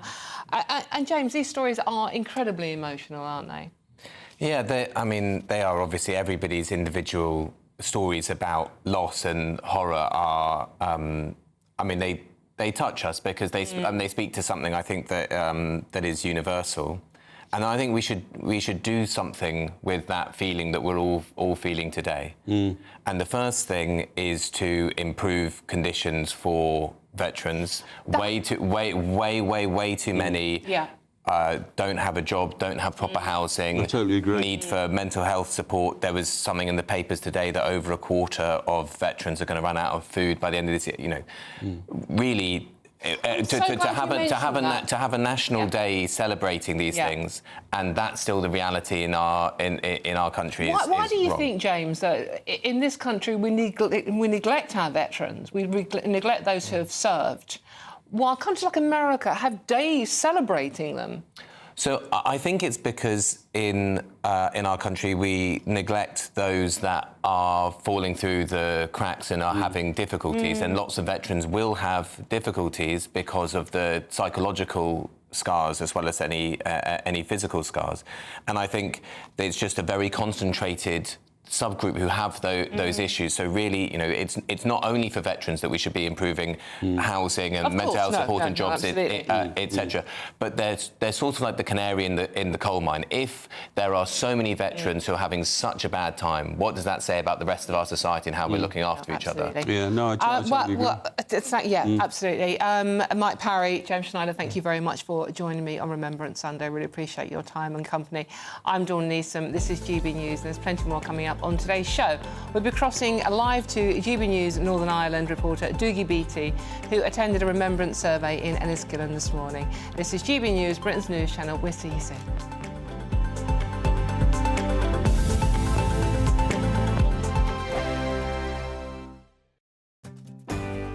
I'm Stephen Dixon, and thanks for joining us on GB News, Britain's news channel. Every Saturday, 10 till 12, we'll bring you all of the news that you need to know. We'll also remind you that there is so much to smile about. It's my favourite time of the week. I get to relax, enjoy some light-hearted stories, and let Ellie teach me about fashion too. That's Saturday Morning Live, every Saturday, 10 till 12. Only on GB News, Britain's news channel. I'm Michelle Dewberry, and this is GB News, Britain's news channel. GB News Breakfast, every day from 6 a.m. We're talking about Gareth Southgate and his proposed Donald. There's a lot of rumours going around saying he's going to get a knighthood. So people like Nana are saying to me, why? Because he hasn't won anything, has he? Look, I'm not a big fan of football. I watch England and the big matches, but he hasn't won anything. I mean, he hasn't actually won anything. He'll be following in the footsteps of people like Sir Alf Ramsey, Sir Bobby Robson, you know what I mean? Yeah. What has Gareth Southgate actually won? Right, don't ask me. Let's ask our guests on this. So, has he truly earned the right to do this? Should all England managers, should you become an England manager and then get a knighthood as a result, or is that devaluing the honour? There you see on your screen to debate this, Harry Harris, top football writer, and royal commentator Angela Levin. She knows a thing or two about all of this.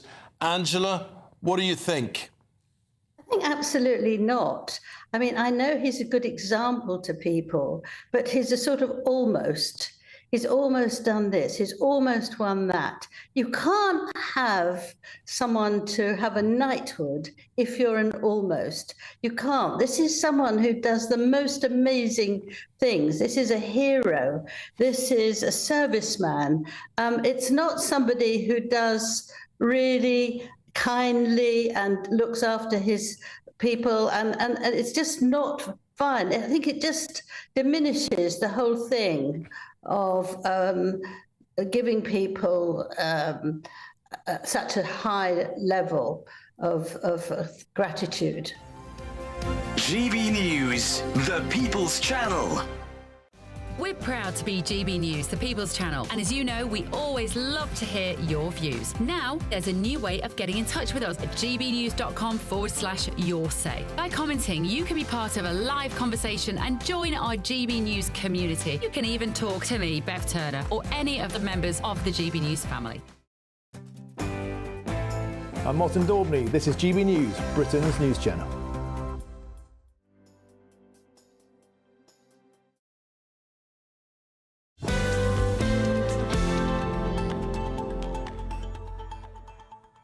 Hello, welcome back to the weekend with me, Dawn Neeson. Thank you for joining me on Remembrance Sunday. Now, the King has led a nation in a 2-minute silence at the Cenotaph this morning to mark armistice and commemorate all the actions still going on around the world. Services have taken place across the UK, including in Enniskillen in Northern Ireland, where attendees not only marked the armistice of the First World War, but also remembered the 12 people who died in IRA bombing of the memorial in 1987. So let's go across live now to GB News Northern Ireland reporter Doogie Beattie, who is in Enniskillen for us. Doogie, thank you very much for joining us this afternoon. Doogie, can you tell us what's going on there and what people are saying?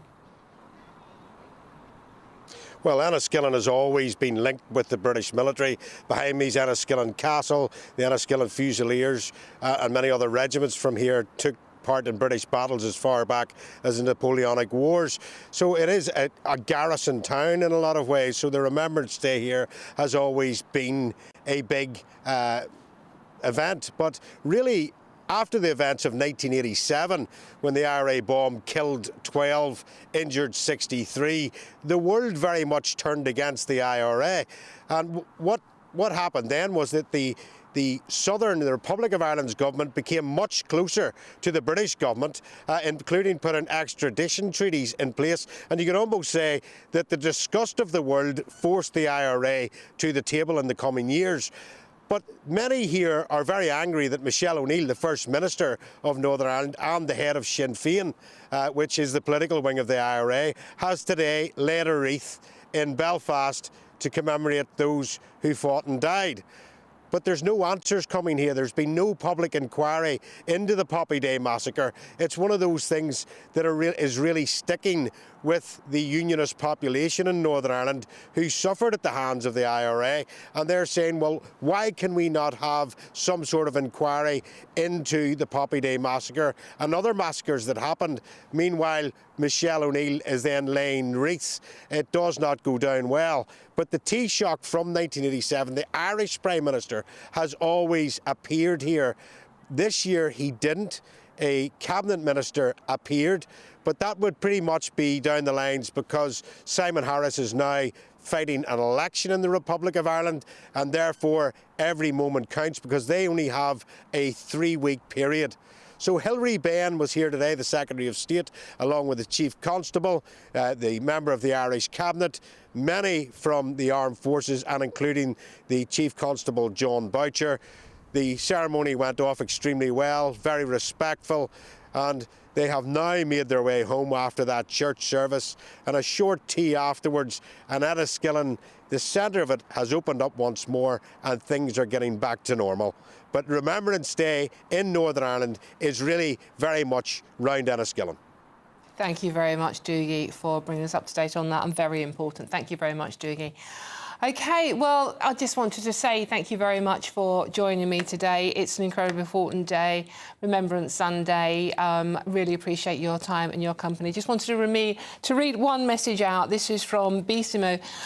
Please mention the former child evacuees sent from cities to country in WW2. Hundreds of evacuees in Teesdale from Sunderland because of the shipyard. Come here over 3 years and they were bereft when they came and traumatised. So there are lots of people to be thinking about today, not those that serve, but people like my nan, possibly yours as well, who were left behind and kept those home fires burning, all very important. And, of course, the young children who were evacuated as well. So thank you very much for joining me. I've really enjoyed your company. I've been Dawn Neeson. This has been GB News. Please don't go anywhere, though, because in just a moment it's a fiery debate with Nana Raquia. But first, let's have a quick look at what the weather is like for you all over the country on this Remembrance Sunday with Ellie Glazier. Thank you for joining me. Have a lovely rest of your day.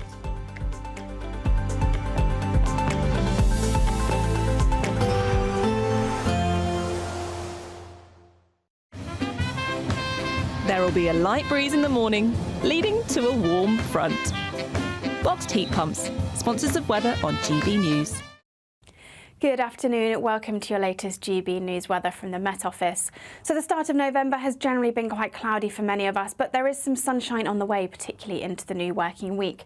However, before we get there, we have got this weather front out to the north of the UK that will continue to sink southwards through the rest of the weekend and into the start of Monday. And then it's high pressure out towards the west that will bring us those sunnier skies. So through the rest of Sunday, that weather front continues to slip its way southwards, bringing some outbreaks of rain and drizzle across parts of Wales, central southern parts of England.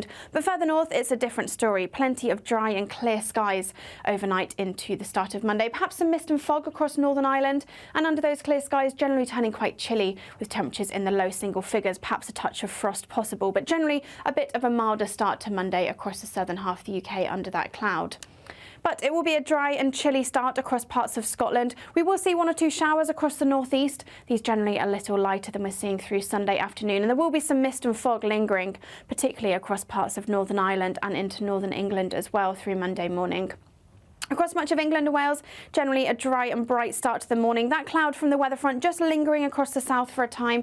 Some outbreaks of rain and drizzle first thing on Monday, but that continues to push its way southwards through early Monday morning. And then generally it's going to be a dry and bright day for most of us. Plenty of sunshine and blue skies on offer, which is a welcome change from what we've seen recently. We may see 1 or 2 showers just skirting the east coast of England. These perhaps heavy in places, but for most of us it will be a dry end to the day. And despite those temperatures around about average for the time of year, it will be feeling very pleasant in that sunshine.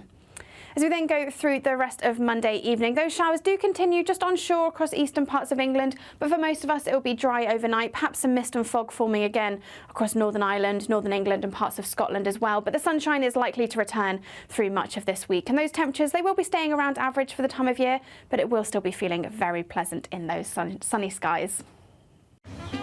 We can expect clear skies, leading to a light and warm day ahead. Lovely. Boxed Solar, sponsors of weather on GB News. There's only 2 weeks remaining to win Christmas on Us this year. There's £20,025 in tax-free cash. There's £5,000 to spend on gifts for all the family. There's £500 to spend in your favourite supermarket. And a festively themed GB News goodie bag. We'll get it all to you in time for the big day. For another chance to win, call 0903 681 3232. Calls cost £2 plus your network access charge. Text cash to 63232. One entry costs £2 plus 1 standard network rate message. Or text bonus to 63232. 5 entries cost £5 plus 1 standard network rate message. You can enter online at gbnews.com/win. Entries start from just £2 or post your name and number to GB09 PO Box 8690 Derby DE1 9TT. UK only. Entrance must be 18 or over. Lines close at 6 p.m. on the 22nd of November. Please check the closing time if listening or watching on demand. Good luck. Welcome to State of the Nation, daily plunge into the stories shaping our country. I'm Jacob Rees-Mogg, and Monday to Thursday we bring you the insights, the facts, the truth about how our country is being governed. Because what happens in Downing Street matters down your street. Tune in to State of the Nation every Monday to Thursday, 8 to 9 o'clock. Only on GB News, the People's Channel, Britain's news channel. Join me, Camilla Tominey, for a frank and honest discussion with those in power that cuts through the spin and gets to the heart of the issues shaping our nation. You haven't confirmed that you want to stand as leader, but you haven't ruled it out either. This report basically says that he's not fit to stand trial. Is he indecisive? Incompetent? I deliver the dose of reality Westminster needs. That's